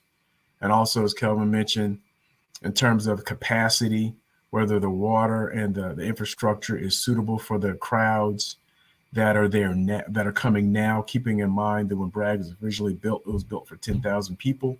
And now we're up to 22,500, I guess, reduced down from 25,000. I'm sorry, 22,500, reduced down from 25,000. But still, you think about if we have the same water infrastructure and everything else, that needs to be replaced and upgraded. And so there's a lot of things that roll into it. And then, Kelvin also brought in the insight as it relates to other amenities that we'd like to do to modernize it, to make it, once again, more appealing for the Rattler fans, but also more appealing when we go out and attempt to secure bids for non-FAMU related activities being hosted on campus that hopefully could be a source of revenue and potentially, a recruiting tool as well if you host high school events or amateur events. And you can't have, shady looking stuff when you're trying to appeal to people who are going to put down money or people who are going to send their kids up. Yeah. Well, you can always label it historic and just keep moving. But no, I mean, good points, all valid points. Okay, so while we're talking about the stadium and things of that nature, good question that came up here. Will the new scoreboard be in for this season? I know there was a YouTube link that was showing the actual install. That is no longer up. So, Kelvin, you repeat what you just said? Yes. The PA system and the scoreboard will be completed by the first game. They already have the beams up for the scoreboard currently. So now, and my understanding is that I think the LED walls have come in also. So I anticipate in short order they'll start putting those up, but they probably are completing the infrastructure side of it first. You got to run whatever fiber and electrical and all that kind of stuff to a certain point to have all that connected and go live. So all the sausage is being made at this point. Mm-hmm. But we'll be in a better place. Come who we play first? West Florida. West Florida. Yeah. First home game. Yeah. All right. So while we're talking about these great renovations to Bragg Memorial Stadium and home games and things of that nature, it brings us to the next topic, which has been a hot on the mouths of a lot of people, and it's the future of FAMU playing in the Orange Blossom Classic. Obviously, we are aware that as of right now, FAMU is not scheduled to play in the OBC. That particular weekend right now sits as a home and home, or at least it's a home in 24 against South Carolina State. And, you know, we've seen the articles, you've seen the blogs. And I would ask you this question, and I hate to use the word fair because I understand life is not fair. But I wonder, okay, for the Orange Blossom Classic and you know, for A.D. Sykes, who has masterfully used the phrase improving the student athlete experience over the last several months, her first, you know, spring semester. If we're taking away the Orange Blossom Classic from the rotation for Florida A&M, right? What are we doing to the student athlete experience, who the guys who have gone and experienced the Orange Blossom Classic and the first class amenities of being in a bowl, almost like a bowl game, where they stay in a nice hotel, they have nice 3, 4-course, 5-course meals possibly, great facilities to play in, to practice in. We talk about improving the student athlete experience and making it something memorable, but I hear all this talk about indebtedness to the city of Tallahassee, to local FAMU, getting more home games, but I don't hear anything about the student athletes and the experience that they no longer will have. So I asked the question, we're denying FAMU football players an opportunity to have a memorable student athlete experience, are we not? Is that a fair assessment? I'll ask you, Marcus. I'll start with you. Is that a fair assessment or not? I would say that's a fair assessment when you approach it from that angle.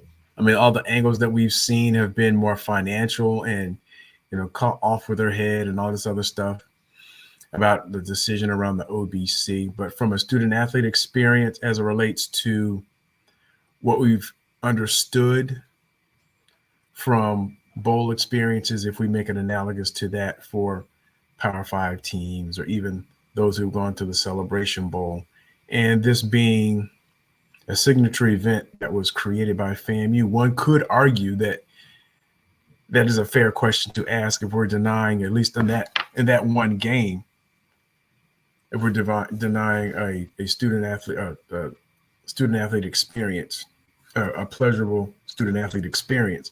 Now that's one game out of 11, 12 for 2024. Mm-hmm. So hopefully there'll be plenty of other memorable ones. I may not equate to the same level in terms of a bowl-like experience for the OBC, but in totality, you know, if you're looking at one game versus the 12 for that season, and depending on the classification of the player, it is a missed opportunity, but also it is one game out of 12. But I do believe that is a fair question when you approach it from that angle. Kelvin, your thoughts there? I agree with Marcus that it's fair, and I've often mentioned that one of the things I always try to pitch is the student athlete experience. Now, I want to be a little bit more nuanced and detail on that though. Mine is going to be more on the finance side, but it can tie into that too. So my thing is, you make a decision that you're not going to play that game. As it was pitched, that would have been 3 years at an average of around $500K with no expenses on national TV. So you're talking $1.5 million over 3 years. Mm-hmm. All right. You're saying you need to grow your budget from 13 million to 16 million, right? 10 to 13. How about 10 to 13? Yeah. You got to grow your budget. Start there. So you taking that $1.5 million out. What are you replacing them with? It sounds good. 5-6 games at home. I know that we don't make that kind of money at home. Net. We have expenses and so forth. We have to pay for security, the concessions, people who work in the game, et cetera, et cetera. We probably net somewhere between 50 to 100 after we pay off everybody outside of homecoming. So, and then I also take into consideration when we're going to have one home game, but then we're going to also have to travel to South Carolina State. When you do those out of conference home and homes like that, each team responsible for their own travel when they're the visiting team. Mm-hmm. So I'm looking at, not only are you losing that $1.5 million, but now you adding, say, $100 to $150,000 expense one of those years to travel to South Carolina State, and you may net, let's consider, because we never sold out of South Carolina State home game. No. Ever. And we play them every year. And they considered somewhat of a rival. But let's just throw caution to the wind and say we net $100,000 and we got to pay $100,000. So we done left $1.5 million out there on the table that we done got rid of, and we haven't replaced it with anything that's going to generate that revenue. Now, I know we're supposed to have ribbons around the stadium this year along with the scoreboard, and there may be some more inventory in terms of advertising, but until I see it and it's executed, I just don't agree with the decision. But that's okay. All right. She'll have an opportunity to implement whatever she implemented, and we'll be able to, at some point, tangibly see what's what. But I do agree, both from a student-athlete experience, which everybody, the coaches and players have already said is first class, everything about it, and from the financial standpoint, I don't like that decision. Then the other thing we have to just put on the table with 5 or 6 home games, trying to have 5 or 6 home games, we're never going to have 6 holiday because every other year we already give away a home game with Bethune playing the Classic. Yep. So that leaves you with 4 or 5 potential home games every year. We already got these Division I schools, the Power 5 or Group 5 schools already on our schedule. So it's not realistic in the near term, number one, but also everybody understands that it's difficult to fly into Tallahassee during the fall. There's only about 12 flights. How many airlines are in Tallahassee? Every 2 hours. And if the weather bad, something happened, you're out of gas. And it's kind of expensive. And then also, even though the hotel inventory is growing, it is growing significantly. It still is not enough during football season to support both universities when they're in home, and and the prices are double, quadruple sometimes. Double than what you were paying in South Florida, if I'm not mistaken. So I mean, that ain't helping FAMU athletics, right? Right. In terms of, so I care about the money for the athletic budget. So I don't like that trade-off, but that's just me. And that's why I framed this around the student athlete experience, because I think the financials don't add up. They just don't. I mean, we can talk about, again, now, unless we're going to improve our marketing around the 1 hour radius of Tallahassee, if we're going to improve our marketing and try to draw more people from the surrounding counties and areas into Bragg, maybe it's going to happen, guys. Hadn't happened in a long time, but maybe it's going to happen on this watch, right? That's what it'll take in order to, fill up Bragg's Memorial Stadium, even with the reduced numbers at 22,000. You can increase season ticket and investing in champion packages, I don't know, 100, 200%, whatever you got to do is still not going to add up to what we're leaving on the table. So that's why I didn't even get into there's no justification in the finances that makes sense.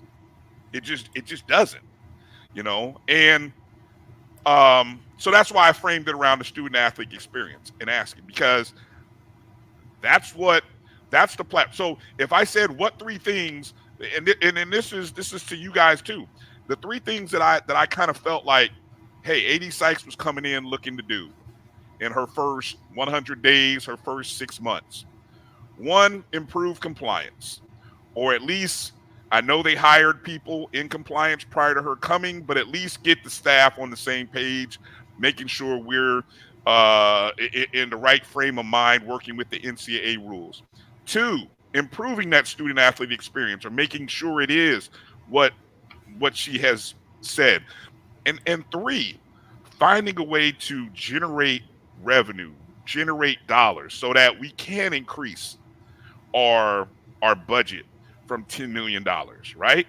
So those were the three things that I looked at and said, that's probably her biggest charge. I know she didn't want to have to hire a new basketball coach and a new bowling coach. That wasn't on the docket, right? So I don't know. I look at it, and so it brings me to this last question about truth or fair, and why I look at, why is this OBC story becoming such a PR nightmare? And is it, look, I like to think about wins and losses, right? As a coach, as somebody who's competitive, wins and losses. So I think the way this thing is being handled is like a win-loss. Can I win the PR battle? Can we lose the PR battle? Is she losing the PR battle? I think she's losing it. But so I ask you, fellas, truth or fair, why is the OBC story becoming a PR nightmare for AD Sykes? And can she win it, quote unquote, win it? Go ahead, Marcus. I think it's becoming a nightmare, well, from the previous question, because there's no, on the surface, no logical recompense for the proposed, or the supposed contract that was made for 3 years to renew it, and the fact that FAMU was the founding member of the OBC. So none of it, what is the Latin phrase, non sequitur? It doesn't make sense. So from that sense, the combination of understanding the rationale and I guess the various opinions that have been put out on social media aren't helping. So it's creating, it's fanning the flames of the PR nightmare by a certain,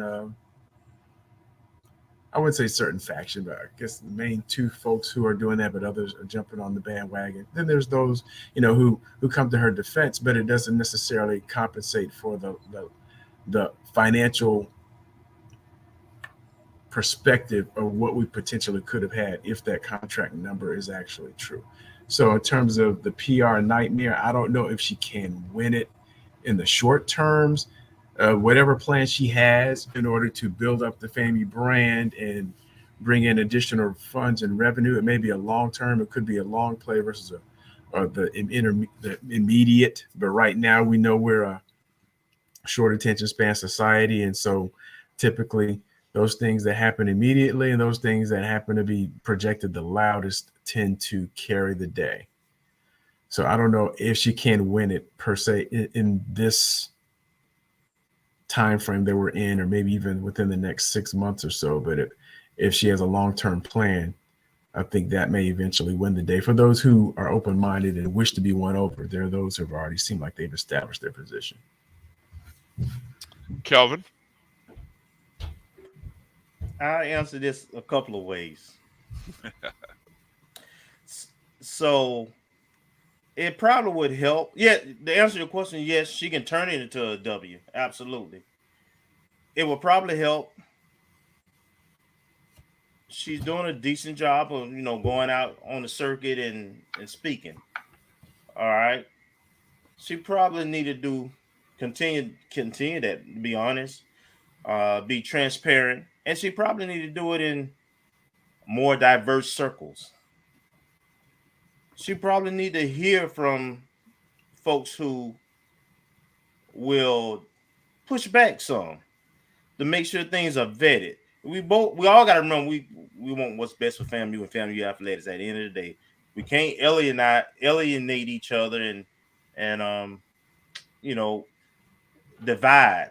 All right, we support her. She's our AD. She's here trying to do the job, and we need to support her.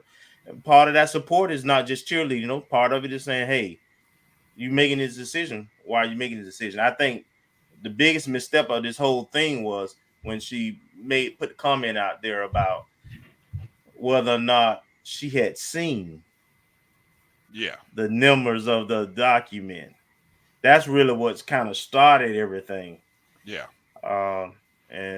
Which, by the way, I think was totally misrepresented. Yeah. I think that was completely 100% misrepresented, and unfortunately, she never followed back and readdressed it. Although, once the ball got rolling, can you really win that? I got a feeling somebody you can't probably win it.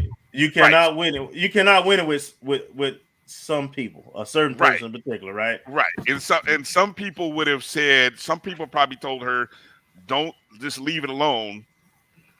Even with the receipts. Even with the receipts. But I still say, even with the receipts that were shown, a simple reclarification of the statement would have shut down the fire. It would have been like the automated fire alarm system comes on, puts the fire out instantly. Yeah. All she had to say was, I wasn't referring to future contracts, and left it alone. Now, at that point, it would have led us to believe about FAMU what we probably already think about FAMU. I'm not going to say any more after that, but you know, and I know. But I think she could have left it at that, but she never did.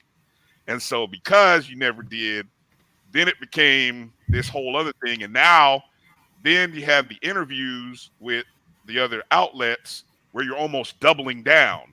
And then comes the whole, oh, well, the city of Tallahassee and blah, blah, blah. And it's like, oh my God, no, not the city of Tallahassee. Don't bring them into this. And it just kind of snowballed out of control. In my opinion. I just think she need to focus in on her budget and where those revenue streams gonna come from. And so until folks can see, the city of Tallahassee is nice.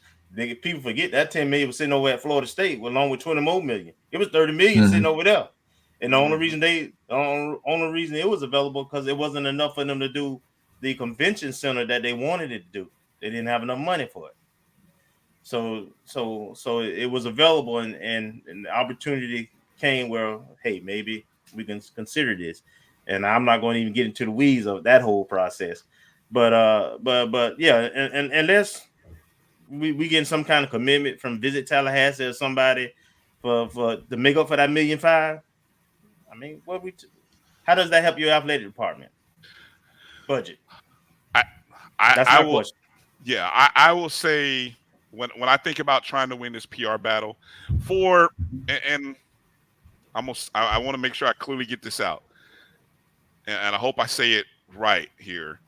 For someone who said this was her dream job,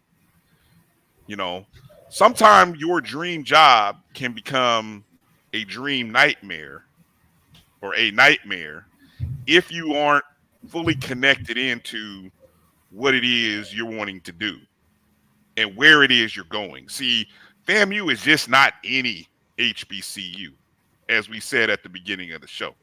It is not.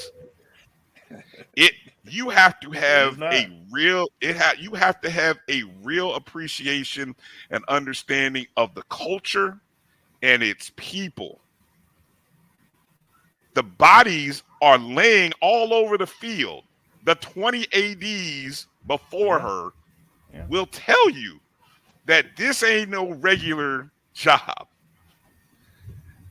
Some of those people that she could easily go and talk to are still working in athletic administration. across the country. You don't have to publicize it. A private phone call would say, hey, so-and-so, hey, so-and-so, hey, so-and-so. What was your take on what happened? Maybe she did that. I don't know. But it would seem to me that the decision to enter into a contract remember that when the schedule was done, the Labor Day weekend was left open, right? There was already 11 games on the schedule. So you're looking for a 12th game because the NCAA gives you that opportunity in that year. But if you understand FAMU and you have a great appreciation for the history of FAMU, you understand the importance of the OBC to FAMU and FAMU football.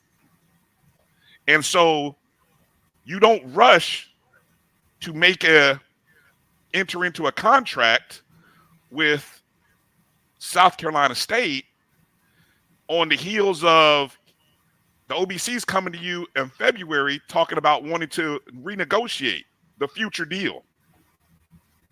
It could have been as simple as, hey, OBC, I just got in the job. I've only been here a month and a half, 2 months. Let me evaluate some things. Let me learn a little more about how this system at Florida A&M works. Let me find out a little bit more before I make this commitment. And, but it was like, oh, here, I got this relationship with so-and-so at South Carolina State. Hey, this would be great. We need a home game. This would be great. Let's put this game together. Let's make it happen. Oh, wait a minute. What happened to our legacy event? What happened to this great student athlete experience? Oh, that's right. She hadn't been a part of it yet. She hadn't seen it. I don't think she was in the building last year at the Orange Blossom Classic. Maybe she was. She was? Mm-hmm. She took pictures. She has some on her social media. Oh, so she was there in 2022. Yes, I think she's gone both years. I'm not sure. Okay. I'm not saying that to put dirt on her grave or anything. Like, I'm just saying. No.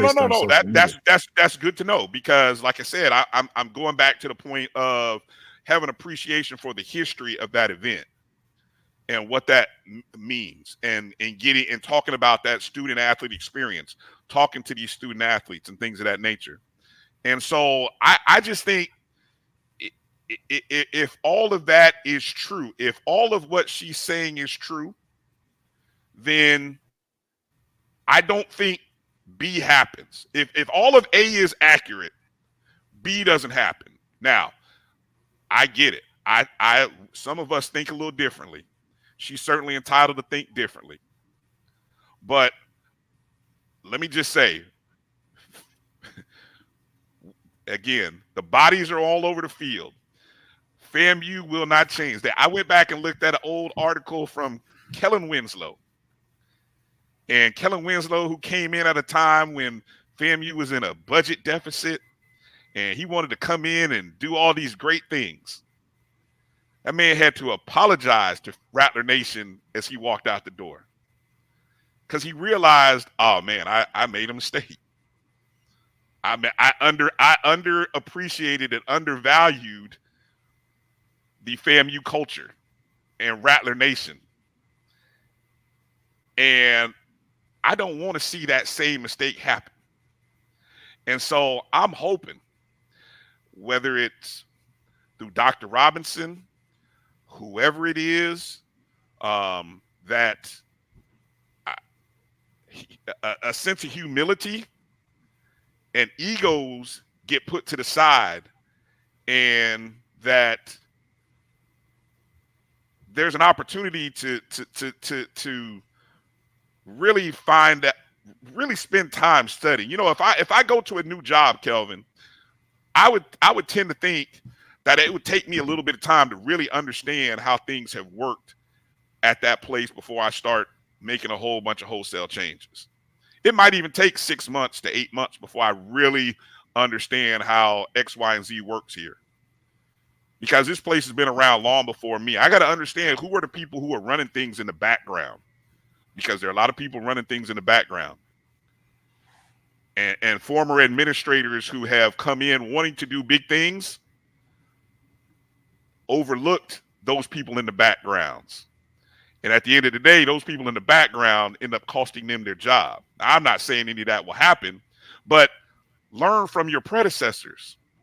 Again, 20 athletic directors in 23 years. That is not by accident that has happened. So Bryan, let me comment on that and this, and then we can put a bow on it. Yes, sir. One thing I will say is that you definitely want to. Come on, don't hold. Did I hold back? Come on, don't hold back. Don't hold back. No, I have to phrase it a certain way, man. Well, phrase it a certain way. You want me to take a break so that you can figure out how you want to phrase it? Yeah. Let me come back in. Yeah. But let me no. Here you go. So we're here to support. We want to get on the same page. We want to make whatever decision is made to be successful. We want it to be successful. You have to embrace all of Rattler Nation. You can't pick and choose. You can't pick and choose because you don't know, frankly, and Rattler Nation is so diverse. You don't know who, like as you pointed out, you don't know who's to be the one that put that nail in your coffin or the one who actually puts you over the hump. You know, it ain't always what the gold that that glitters. You know, it ain't who you think that might be a help to you or a hurt to you. So you want to embrace it all, and you got to have a thick skin and so forth. But in my opinion, that there's nothing that has happened that can't be corrected. There's options in terms of scheduling for you got a whole year before 2025 hits. So there's options you can pursue, right? Whether it be going and trying to get some of those money games buyouts or rearrange. Hell, some of those schools might come to you and want to rearrange themselves, especially if we beat USF this year. Mm-hmm. I'm pretty sure that folks be like, "No, we don't want to play them. No, let's pay them their money and get somebody else in place." And then you can always go to the conference office and negotiate with the conference office in terms of your home schedule for conference games, as well as the other point I make is South Carolina State already said they were willing to do the home and home or be a part of a classic. So of course they would. Because they never gonna make that kind of money. They're never gonna make that kind of money. Correct. So unless they go play Clemson or and I University of South Carolina. And I know it's a lot of schools that were lined up hoping we FAMU this up so they gonna get a part of this action. So I honestly don't think the opportunity exists anymore. But and let me say this. I want to say this to the crowd out there that thinks that me, or anybody else that voices a question as to things that is what we should do. We should hold our administrators and our top level executives accountable. Yeah. We've stood here and talked about the leadership issues that we've had with what we've seen from Dr. Larry Robinson. I have no problem saying it right here because we want FAMU to be great. And again, if FAMU were great, and I've said this many times before, if everybody within the university valued athletics the way we do, and those who love athletics, we would not be operating on a $10 million budget. We wouldn't have a baseball facility that is worse than 4 to 5 high school stadiums in the area. Our baseball team wouldn't be changing in the basketball arena. Our football program would have nutrition and meal plans that would keep guys from losing 20 pounds when they start their season. We would have a PA system in our baseball, softball. We have internet. We have internet condition. Exactly. So when we talk about holding people accountable, we're just asking the questions. I mean, again, we have to all increase our fundraising. And I'll put it like this. You know what falls on us? Increasing our donations because it's piss poor. We have to improve as a whole. Some of us donate and great. But a lot of you who are watching our show, are you donating on a monthly basis to FAMU Athletics? Have you reached out to 5 of your 10 of your friends about donating to FAMU Athletics? Because from what I've been told and what I've read and seen, the donation of support to FAMU Athletics is horrible. It's piss poor. Donations to the university overall. We only have. But a lot of what gets done. Take for instance the 2020 club. I like to push back on that. I do agree that it needs to be better. It can be better. But 220 club and some of these other organizations, even VP Sykes has talked about how she go directly to them. They raise the funds for different stuff. That's how things get done. In my opinion, instead of always, we've raised prices. We got less games this year, but we raised prices on our investing in champions this year, and then also got 2 D2 schools on it that has no connection to us at all, right? And we replaced the HBCU D2s like Fort Valley and Albany State with non-HBCU D2s. I mean, it makes no sense. So what I'm pushing at, what I'm getting at, first off, we need our foundation, our administration, everybody to do their part to bringing big dollars too, right? And then we also need to have a vision. We got to have stability though to have that vision be there for a while, so that we can move towards something. I mean, we always having a rotating chair of folks coming and going, and we have the same arguments. The bottom line is we don't have the resources. And we, as you pointed out, we are the reasons why we don't have the resources, right? The enemy is us. The enemy is us. All right. But 2 to 5%. 2 to 5% is carrying the weight. 220 Club, the other DSOs are carrying the weight. That's 2 to 5% of what's out there. I mean, just imagine if 15 to 20% were giving.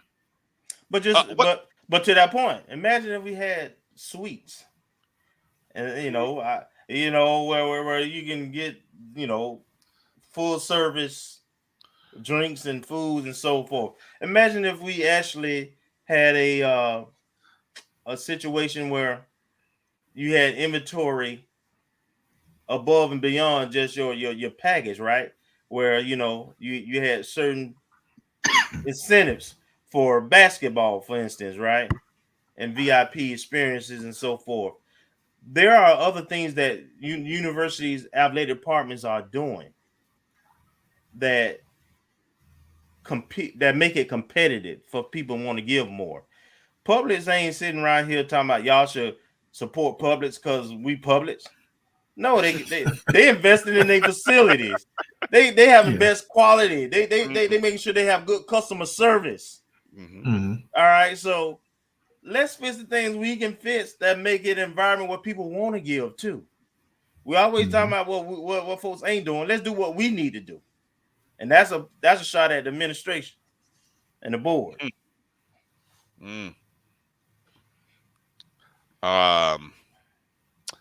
Yeah, we need to.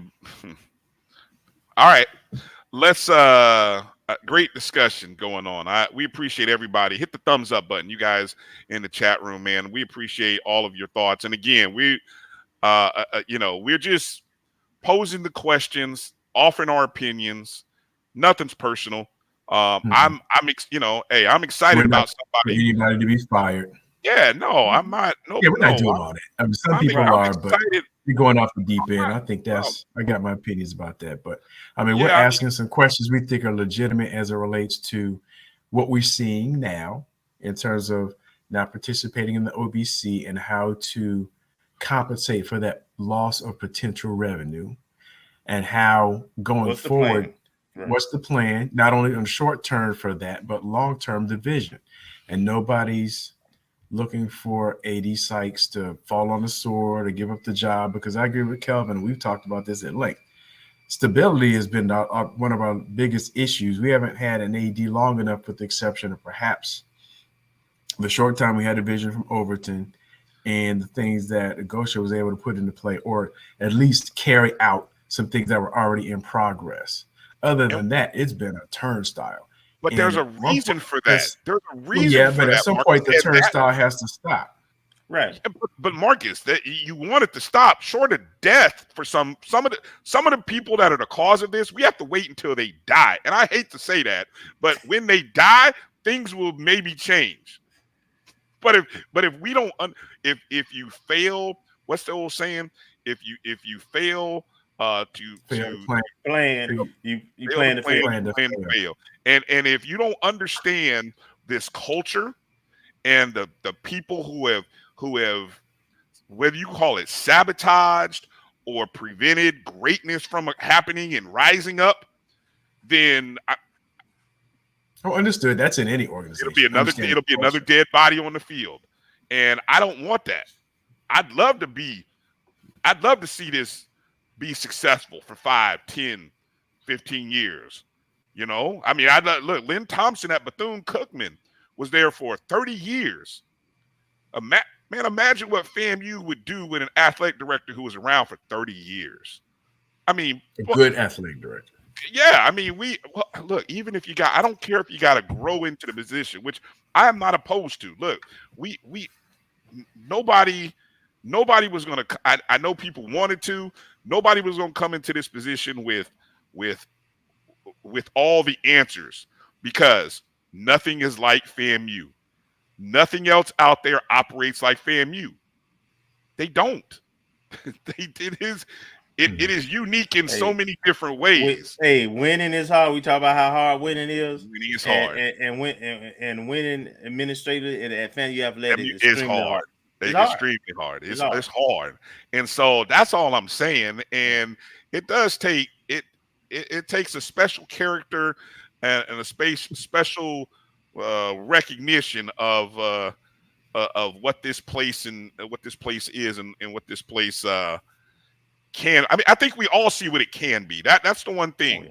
And so, I mean, you can have an appreciation and a vision for what it can be, but at the same time, you gotta lay down bricks, brick by brick. You can't just come through trying to just pave through it. No, you gotta go to work. You gotta roll up sleeves, and you gotta put bricks, brick by brick by brick, and build it up. And over time, it'll happen. And you're not gonna win everything in the first 6 months. You can't win everything in the first year. You know, there's gonna be might be a quote unquote loss. Mm-hmm. But at the end of the day, will we really remember that? Probably not. Probably not. Well, that's what I was saying earlier, that we don't know what the long-term plan is. We don't know what the recompense is going to be. And, I had some, I don't know. I mean, it's far-fetched, but we've seen enough little conspiracy theories anyway.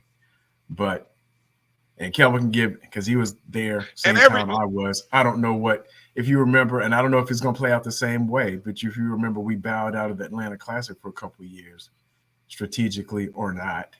For whatever reason, my understanding or what I heard was, Kelvin, you're on mute. You're on mute. That was leverage, for the payout.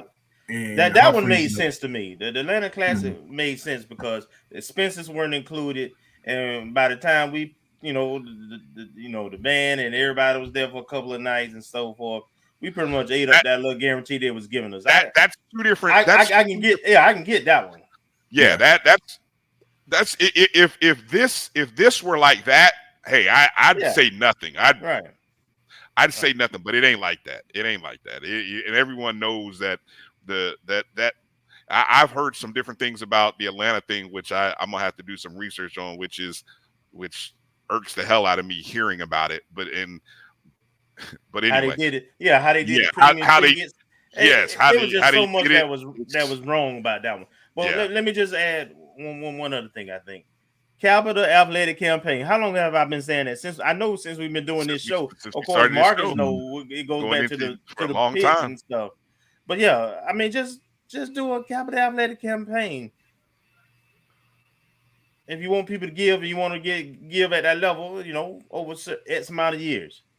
All right. this is for facilities. This is for endowed athletic scholarships. This is for endowed athletic coaches positions. I know that's a long-term investment, but it's better doing it that way, in my opinion, than the way we do it, because the little stuff that we get done now, once that money is spent, we got to go and raise that money all over again the next year to try to do the same thing, and got to raise more because it usually costs more year after year.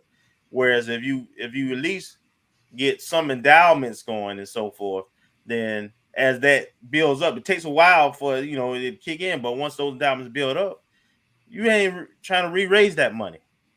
Mm-hmm. So I mean, just some vision and some execution.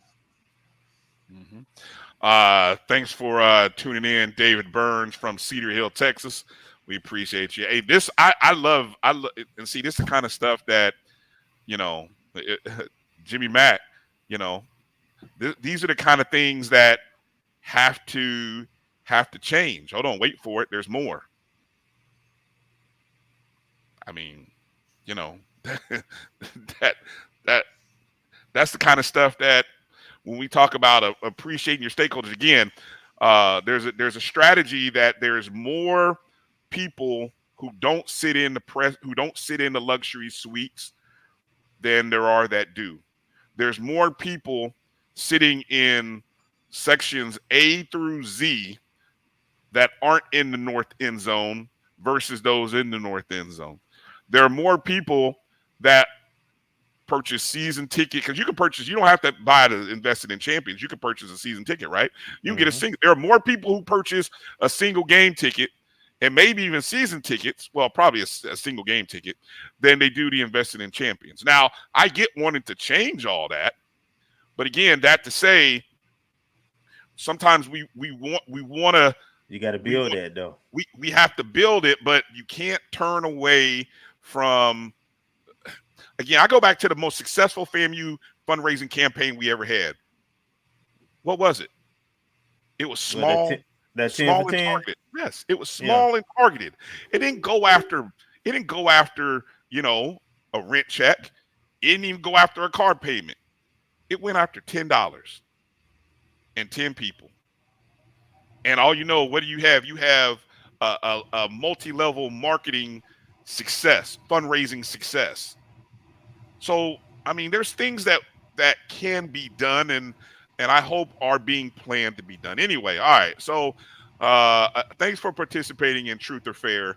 And, that's what we wanted to bring out in that segment. Went a little longer, but hopefully we got I feel like now we can concentrate talking about football. I feel like we can move forward. I ain't gonna say we're gonna move past, because who knows? Somebody may do a show after the stuff we talked about. Anyway, or at least write an article. I don't know. That's all good for us, though, by the way. So we appreciate it. Write an article, do another show, whatever. It's all great. It all goes to help out the ONG Strike Zone. All right, SWAC Media Day is coming up. Let's kind of quickly go through a couple of bullet points so we're not here all day. I know all of us got to be out of here in a few. SWAC Media Day is on Tuesday in Birmingham, Alabama. What are the top storylines that you think media or people will be or should be talking about at SWAC Media Day? For me, I think they're going to be talking about, unfortunately, well, I won't say unfortunately. I think what is going to happen to the team that wears blue and white with the red accent now that Coach Prime's not there. I think that'll be the lead story regardless, because it just draws. I think we'll have some play, because we come back with the most veteran team and come up short 2 years running in the SWAC East and probably have the most opportune time to do that. But I think controversy sells, and that's still controversial, like it or not. So I think that'll still be the lead story. Okay. What about you, Kay? Same in terms of the JSU angle with Coach Prime going. What would they look like? I think I hope the coaches and the players, and I'm sure they are more focused on getting ready for South Carolina State. but they fan base is already chalked that up as a win and worrying about us. But and they chalk us up as a win. I think it's very foolish, but I'm glad they have that mindset, and I hope that I know they've given us some bullet in the board materials. Not that we need it. I was gonna say But like that. We don't yeah, need any like extra. We don't need any extra ammunition. But yeah. So I think that, and then can FAMU get over the hump? That's gonna be with FAMU finally make it to the Celebration Bowl, and in the dominance of the MEAC, a former MEAC team, in the dominance of the MEAC in the Celebration Bowl. All right. Next question. Who's going to be the team to beat in the West? I'm going to go with Southern only because I don't like their schedule, but they got so much coming back on offense. So and all the tough teams are at home. They got it. They play everybody now, but they all at home. And I already think that the winner of the SWAC West, just like last year, is going to have probably 3 losses. So I'm going to 3 losses, huh? Yeah, so I'm going with Southern. All right, Marcus. I haven't checked into it real quick, but I see Gramblin's making some noise. You have to see if they could turn it around, and they take a big dip. So we have to see what year 2. I think it's going to be a tie, right? It's probably going to be Southern, and I'm predicting either Texas Southern or Alcorn. Alcorn. Let me say that right. I was gonna get that right now. Alcorn. So I think it's gonna be at least a 2-way tie, and whoever wins the head-to-head out of those 3 teams will probably represent the West. All right. Next question. SWAC Media Day coming up next week. Who's gonna be the team to challenge FAMU in the East? We have to be careful. Alabama State is one of those teams that played us close last year. If they get an improvement on offense, the receivers and running back all returning, they could be dangerous. I just don't know about Jet State. I know they got talent. I know they believe.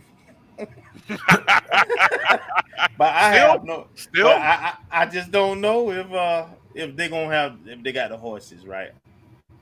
And the difference, everything is turned around this year, right? And what I mean by that, the first 2 years we played this game, we always had a game prior to playing the OVC. It's flipped this year. They got a game before the OVC, and we just said total game planning for them. So so as long as we don't do anything, and my understanding is all the compliance stuff is already done, everything's good. I think they pretty much updated the fall roster for the fall sports with cross country and football. See, so first win. So, yeah, exactly. That's a win. I wanted to get that in. That is a win. That is a win. So as long as we go into that game healthy and and so forth, I have to wait to see on Jackson State, but I would say just projecting Jackson State and Alabama State probably. Marcus, I would say same. Alabama State. I said that, I guess, when you answered the question, that Bama State jumps out to me. Okay. Just based on some of their play last year, they pretty tight defense. They played us tight. They played Jackson State tight, at home. I know they're both away games this year, but second year of Coach Eddie Robinson, no relation to the great SWAC coach, but second year. But he is SWAC. But he is SWAC though, Marcus. Don't forget that now. He is SWAC. Yes. So he's coming back for year 2. And so there's a lot of second-year coaches who had their first go-around and took some lumps, but now they know what's up. And so in the West and in the East. So I would say Alabama State, and I would say Jackson State probably third, just because, as the next, just because, once again, they have a lot of talent. You see all the signings and how many transfers they have. But in terms of meshing, you just have to – that's the question, meshing with the new team and a new coach, even though he was there before. It's just unknown. No disrespect or downplaying it, even though it may be taken as that. You just don't know. Yeah, they're going to have talent. They talented. That's not the question. And then, honestly, We know what Buddy Pugh gonna do. He gonna run the ball. They're gonna play good defense, special teams, and try to win a turnover game. They're gonna be physical. And so how they come out of that first game is gonna say a lot, in terms of what they can expect. I've seen a lot of disrespect with South Carolina State quarterback because he didn't have the same year that he had the previous year. But this guy's like a 5th-year senior. And he actually can play. And there were some personal things off the field that happened that he was dealing with too. So, I just think South Carolina State more dangerous than people giving them credit for. Than people giving them for. Yeah. Yep. Especially after a down year. Yeah. Valley, Mike. Valley, what are we talking about? Valley, come on, Mike. Valley at home. No, at home. Valley is tough. Yeah, they're tough and in Alabama. They almost got us 2 years ago. Yeah, but not just us, man. They played. Who did it? They got somebody last year. Who they beat that could have won the West? But they lost to Valley. It was Alcorn, I think. Yeah. And they played Jackson State off that same year, 2021. Yeah, man, you go to Valley, man. Painted green field. Watch out. You better tighten up your chin straps. Yeah. Get ready. Okay. Get my man with the shirt on or no shirt on. Who will be the preseason offensive player of the year? Musa. I'm leaning that way, but remember we played Texas Southern up there. Andrew Body got a shot. They added some nice pieces with transfers at receiver and got a nice running back. So if he stays healthy, he's going to put up numbers too. So I would say out of those two.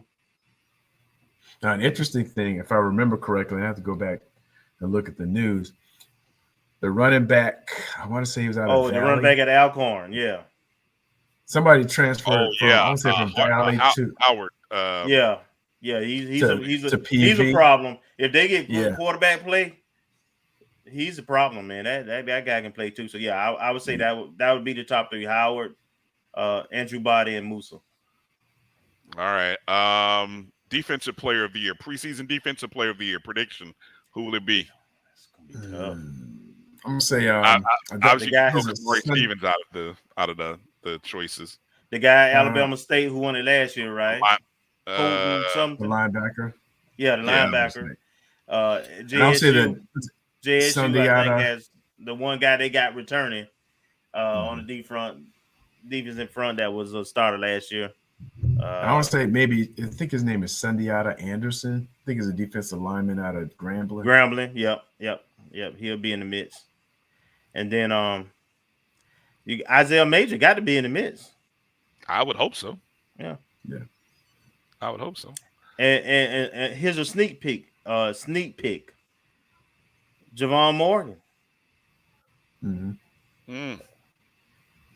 That'll be interesting. I don't think we've seen short of maybe what would have been. I'll tell you, had what's the kid from Jackson State, Travis Hunter, had he not left, that probably would have been people's choice.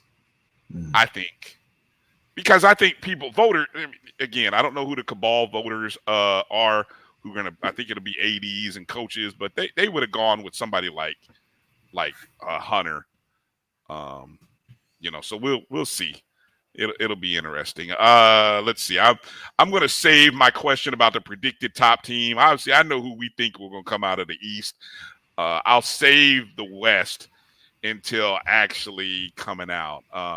If you guys, anybody who's listening, if you have questions, any questions that you want us to ask, and again, when I say us, I mean myself. I'll be at SWAT Media Day on Tuesday. The Black College Sports Network will be live from Birmingham, Alabama, I believe probably as early as 11 Eastern, but we might even start 10 o'clock Eastern.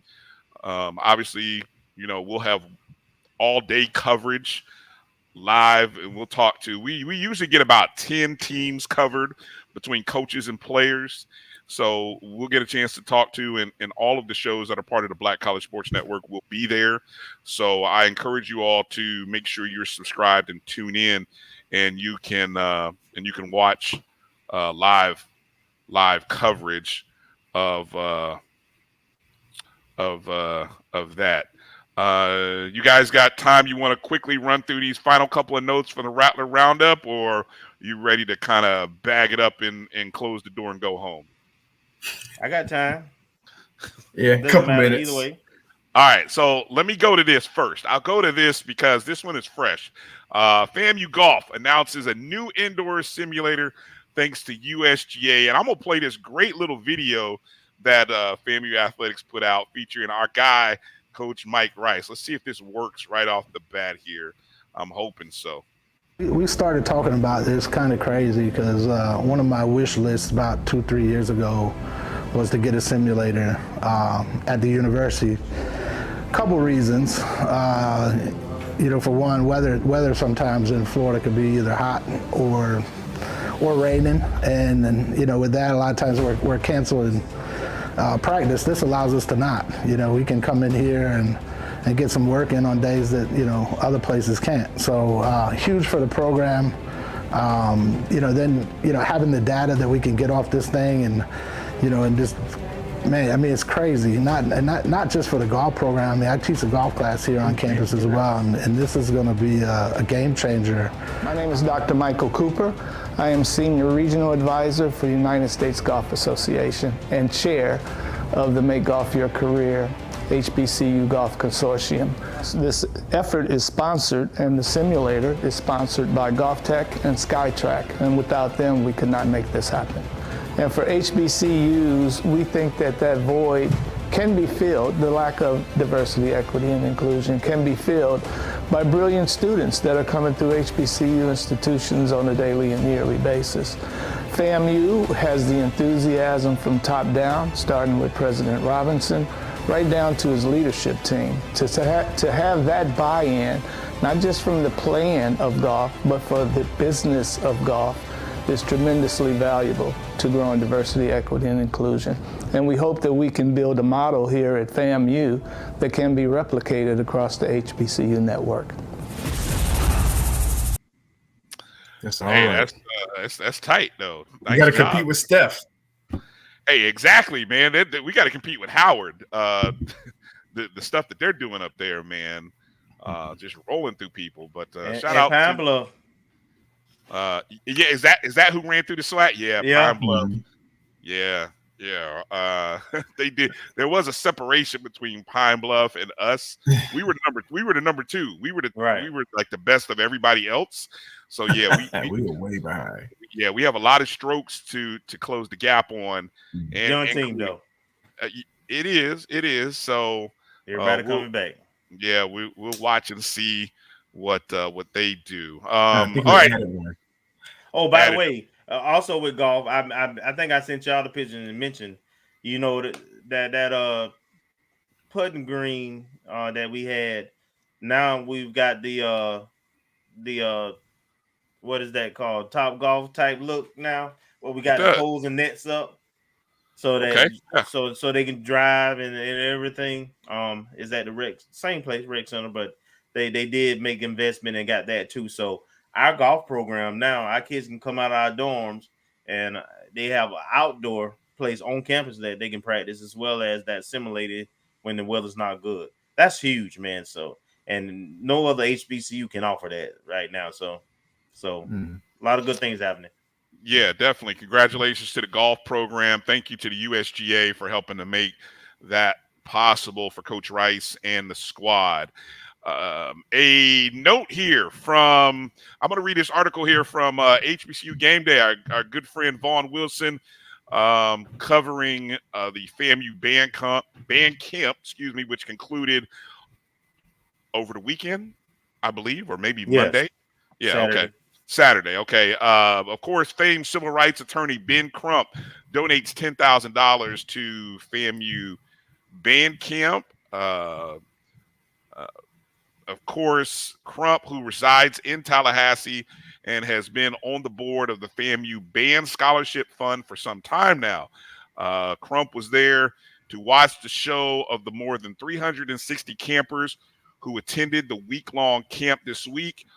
But he also says he injected himself into in the situation. Crump donated $10,000 to the band camp to assist students who have financial obstacles to attend the camp.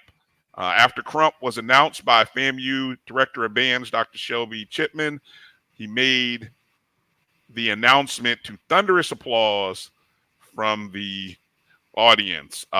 Quote from Attorney Crump to Dr. Chipman, not only a great band director, but a great human being.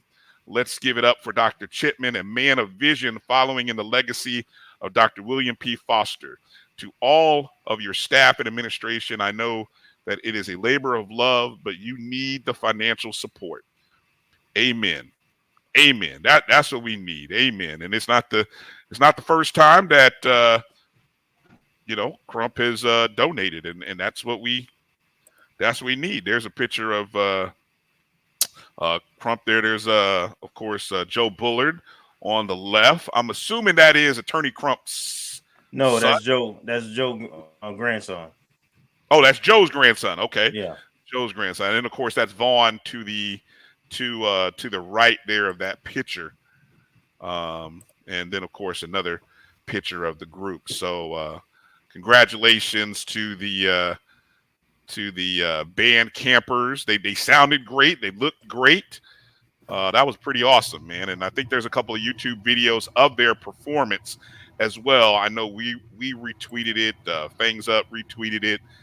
Pretty good stuff there. So congratulations to the Marching 100 and all of those that were involved with that.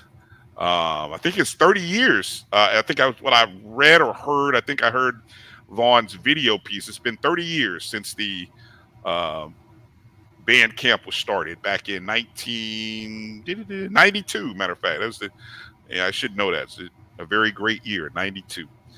All right, let's see. Another announcement here. Another piece of news which came out. FAMU softball's Maya Gaynor signs an NIL deal with Dwayne Johnson, Zoa Energy. I think that's pronounced Zoa Energy. There you can see in that picture with Amaya, she's next to Angel Reese of LSU basketball. So right there on the left is Angel Reese, and there's Amaya to the right. They're surrounded by some of the names that people may be more familiar with. Marvin Harrison Jr., who is an absolute stud of a wide receiver for Ohio State, and he'll be the next great one. Drake May, who we went up against at North Carolina. Cam Kitchens, Brock Bowers, Hansel, Emmanuel. I'd have to do some research and figure out, more importantly, who they are. But Brock Bowers is the tight end for University of Georgia. He's a bad boy. Oh yeah, I think he's the one next to Maya Gaynor. Okay, and Cam Kitchens is a Hurricane safety, All-American safety, apparently. And there's Dwayne Johnson there in the back, in the back row, in the middle. These are called the Rocks Warriors, so it's a pretty big deal. Been some good press that I've seen for all of these individuals. I know Gerald over in the Tallahassee Democrat did a nice article on this. So our inaugural class is comprised of 7 of the strongest and most diverse world-class college athletes in the country. Each athlete was carefully chosen by our founder, Dwayne Johnson, for their optimism, enthusiasm, and commitment to striving for something bigger. Let's get it. So you can follow Zoa Energy or I gotta find out if it's Zoa Energy or Zoe Energy. That's at ZOA Energy on Twitter. You can go check out the energy drinks. ZOAenergy.com, ZoaEnergy.com. It is available on Amazon too. So shout out to that's big time for that's big time. We talk about the power. The only HBCU representative and non-Power 5 representative, right? Exactly. One of 2 females that's in that distinction there, and Man, that's huge. We got to have him on the show. I like to know how this year, Yeah. how that process happened.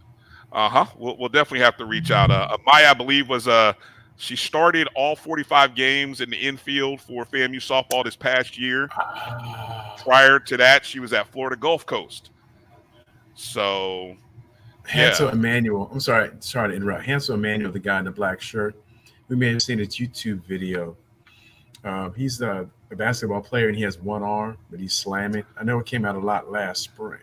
That's him in the back, in the right black shirt corner, and obviously you can't see that because Drake May's head is. I would have figured that had I seen. Yeah, is that Bowers on the right? Yeah. Okay. See, I don't even know. But I just looked up the name because it sounded familiar, and then it came back once I did a Google search. Okay. We're almost getting there. Okay, here we go. Guess what's starting to roll out, guys? Non-conference information related to FAMU men's basketball. These two nuggets dropped today.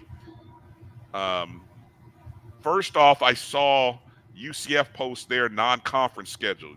That's UCF's non-conference schedule on the left. As you notice, FAMU will be traveling to play UCF in Orlando. That's December 21st. And then it was announced by FAMU Athletics that we signed or that we are playing at Nebraska on November 9th, which I think is the season opener. If I have my date in the calendar right, that's probably going to be the season opener, November 9th. And then don't forget. Yeah, I was just about go to ahead, mention Marcus. it. If I know what you're getting ready to say. Oh, I'm going to mention the Oregon game. Yep. Which I think is it November 12th? Do you have the date on that? November 7th. I'm sorry, maybe that's last year. Let me get to this year's schedule. I'm looking at Oregon's schedule. Yeah, there was it's an article. They don't have it listed yet. They don't have it listed yet for this year coming up, but they returned the trip. Yeah, so Oregon will be coming to Tallahassee this year, and I think that'll probably be in November. It'll be probably within the first 2 weeks of the season. It is. Yeah, and that the pit has to be packed. And I think we tweeted out something. I know Fangs Up podcast did. That look, we got to get on the marketing train now. The community, we need the we need the FAMU SGA. We need the National Alumni Association. We need the 220 Club, local Rattlers, whomever. We need to pack the pit for that game against Oregon. We really do. Anything's possible. You know what I'm saying? So I just think we owe it to what this event could be. I mean, just by the fact that we get a non-conference game at home, that should be against a Division I opponent. That should be celebrated. That should be celebrated, and that we need to make a big deal because there's not too many times we get a home game against a Division I opponent. So yeah. So that's that came out. The last two nuggets I got, guys. I'm almost there. I know I'm rounding the corner here. Did you see FAMU Athletics released an exclusive team shop through BSN Sports? You get a chance to see that. I'm going to share. I'll share my screen on that, assuming that pulls up. BSNteamsports.com/shop. I don't know. It's not pulling up. Here we go. And so you can get a look there, right there. Now, the amazing thing is, and this is something that BSN does, these are short window shops. So what I mean by that is this shop will close in 13 days. So you got about 2 weeks as to when this merchandise on this site will be available. This is a good first step towards the athletic store that I would love to see us have ability to order from. All of this is Nike gear, Nike shirts, pullovers, polos. I don't know if they'll be adding anything to this. I even saw some sizes, some 3X for those of us who like to wear or need to wear bigger gear clothes.